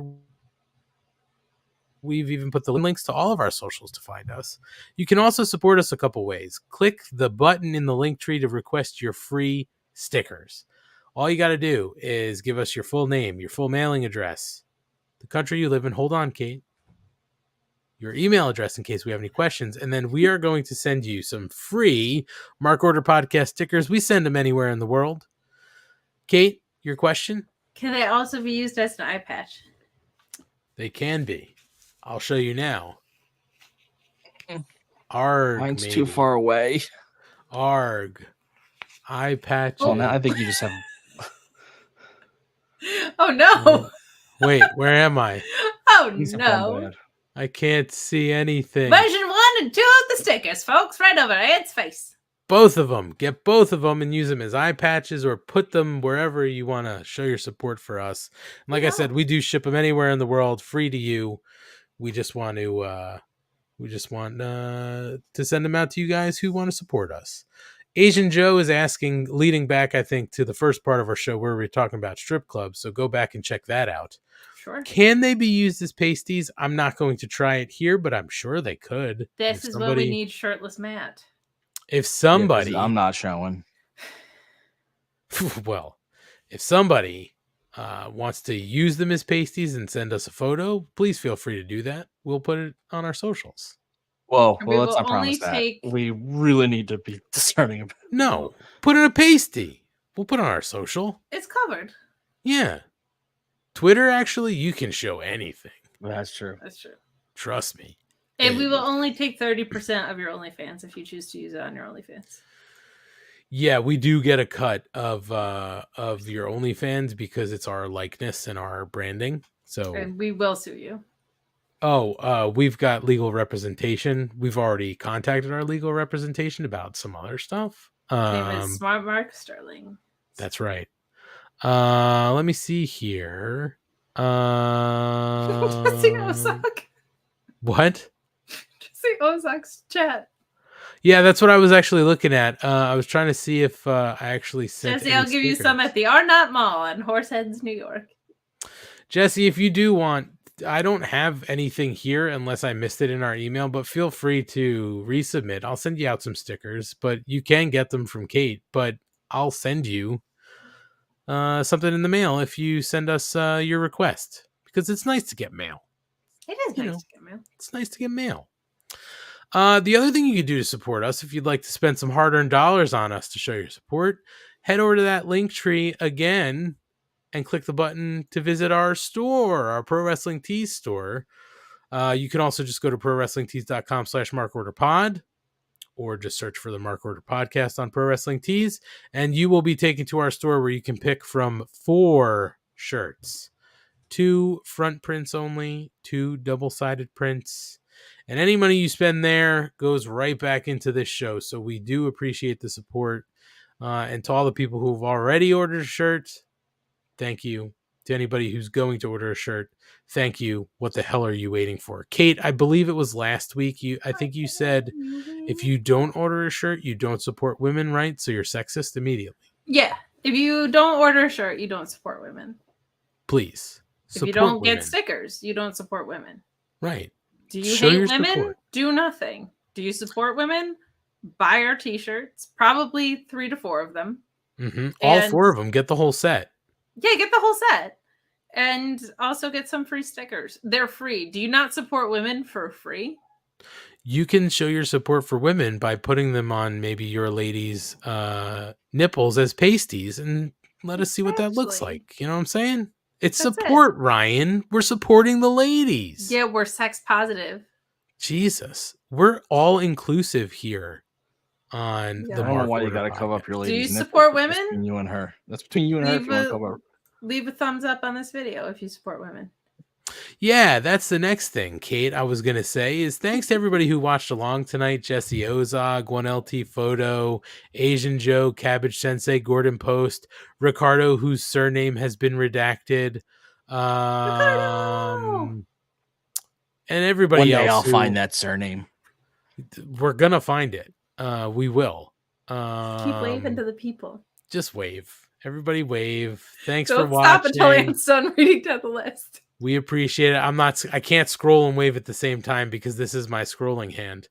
So thanks to everybody. 2 hands. Thanks to everybody who's watching. We appreciate you for watching us. If you're listening in podcast form, we appreciate you greatly as well. If you could, why? Watch us. Well, leave a thumbs up. Hold on, See my Kate. sexy ass. Hold on. We appreciate everybody, whether you're listening or watching. Okay. If you're listening to us, the best thing you can do to help us is subscribe on any podcast form you're listening to us in. Rate, review, subscribe. People think that doesn't matter. It 100% matters, and it helps us greatly. It takes a few minutes. So we appreciate you taking a few minutes to do that. But as Kate said, give us a watch sometime. You don't have to watch us live. Just head over to our YouTube and you'll see all of our videos from these shows there. Me and Ryan using our stickers as eye patches. The captain stopping in. A concerned citizen stopping in. Ryan's eulogy. Ryan's eulogy for AEW Dark and AEW Dark Elevation. I just want to literal. I just want to say every now and again when we start reciting this stuff, it makes me realize I'm a fucking idiot. No, you're not. You've just spent a lot more money on wigs than you probably realized. You're the character guy. I'm fucking insane. What is wrong with me? That's what podcast is. We have fun here. We all have our roles. I steer the ship and I pass the ball, right? You're Captain Phillips. I'm an assist machine. Ryan, you're the character guy. You have to be the characters. Kate, eye candy just to get people here. That's all it is. I'm not gonna lie. Women. I'm not gonna lie. That's why I'm here. I'm not gonna lie to you. Half the time when Kate's talking, the blah blah blah blah blah, all I hear is a high pitched noise, and it's just all white noise. I don't hear anything else. It's just high pitched. Look, and when that ends, I know it's my turn to talk. It's like Charlie Brown penis. Wah, wah, wah, wah, wah. The eye candy used to be Matt, but he doesn't come around very often. All right, so that's why I'm here now. Matt did text me today, just so you guys know. Matt texted me today and says, I don't think I'm going to be able to show up tonight. I feel terrible. And I was like, Matt, you have a life. You have another show that you do on Mondays. You got to make that money. It's summer. Like, it's all good. Just so you guys know, he says he feels terrible every week that he can't be here. And I'm he like, should. I wanted to should feel anybody who's not buying our t-shirt. Mhm, And he should text the whole group because there's more than just you here. There's also me, the eye candy, and Ryan, the character fella. That's true. Well, he did have a question about something non-related to this, but he did just let me know, hey, I won't be here. And I was like, I assume you're never going to be here. So it's all good. Yeah, of course. You know, Because he's sexist and he won't do a show with women. That's true. But if you've never watched us on YouTube, you can go back and see Matt when he is here and see when he goes shirtless. Maybe he's had too many spicy margs or literal cats fighting in the back. It's a lot of fun. And again, if you're watching us on YouTube or anything, if you could take a moment to subscribe, hit the thumbs up button a couple times, whatever, it does help us. Again, those little things really, really help us out. And obviously, any way you can help us spread the word will also help us out greatly. So we appreciate it. We do have a bunch of things in the works for the future. We obviously know Collision is coming. The pay-per-view is coming this weekend. Everybody's schedule is busy. We might do something for the pay-per-view. We might not. Stay tuned. We'll let you know if we are, but no promises. So just an FYI. Kate already told us she's definitely out. She said, I'm not going to be eye candy for you suckers any more than one night a week. Right. So That's correct. we get what we can get. But other than that, guys, we're done. So I will say this to you two sitting with me here on this feed and everybody else out there. If you are here in the US, enjoy your long weekend. If you do get a long weekend, be safe over the Memorial Day weekend, the unofficial kickoff to summer. Enjoy all the wrestling this weekend. Should be a fun pay-per-view. We'll be back next week. We will talk about the pay-per-view. And the Dynamite for the, fallout from the episode. That's probably, or from the pay-per-view. That is most likely what we're going to stick to Monday. So it should be, or Wednesday, Jesus. So it should be a wonderful show. And I look forward to spending more time with these goons, the high-pitched noise, and the character guy. Hey. What? I'm the pretty high-pitched noise. I'm the sexy character guy. I never used either one of those qualifiers, but whatever makes you sleep at night. It does eye candy. Listen, Kate, people will look at stuff that is uniquely hideous too. I'm just saying, you're not uniquely hideous, but people will look at things. Oh my God, she really left. Damn, she left the whole thing. Ryan, you understand what I'm saying though, right? People go to a freak show to stare at the freaks. I'm just impressed that she completely disconnected. People all to stare. Is she coming back? Is she? No. She didn't. I think she hit the wrong button because I've done this. I've done the same thing where I've hit the complete wrong button and I've disconnected my camera and my microphone, and then I have to scramble to reconnect them. There she goes. Well, that's the end of the show. It's the end of the show anyway. So enjoy the shows this weekend. We will talk to you next week. For Kate, who is no longer here, I guess goodbye. Ryan, always a pleasure. Have a good one. Enjoy your long weekend or something or other. See you next week.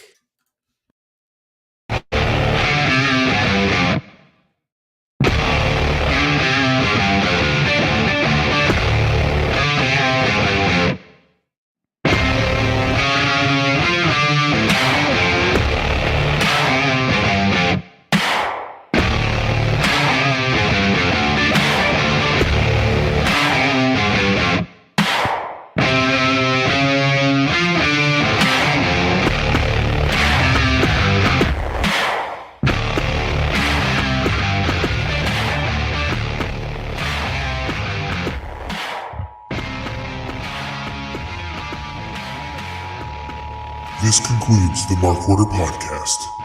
We now return you to your regularly scheduled programming. Join the Mark Order.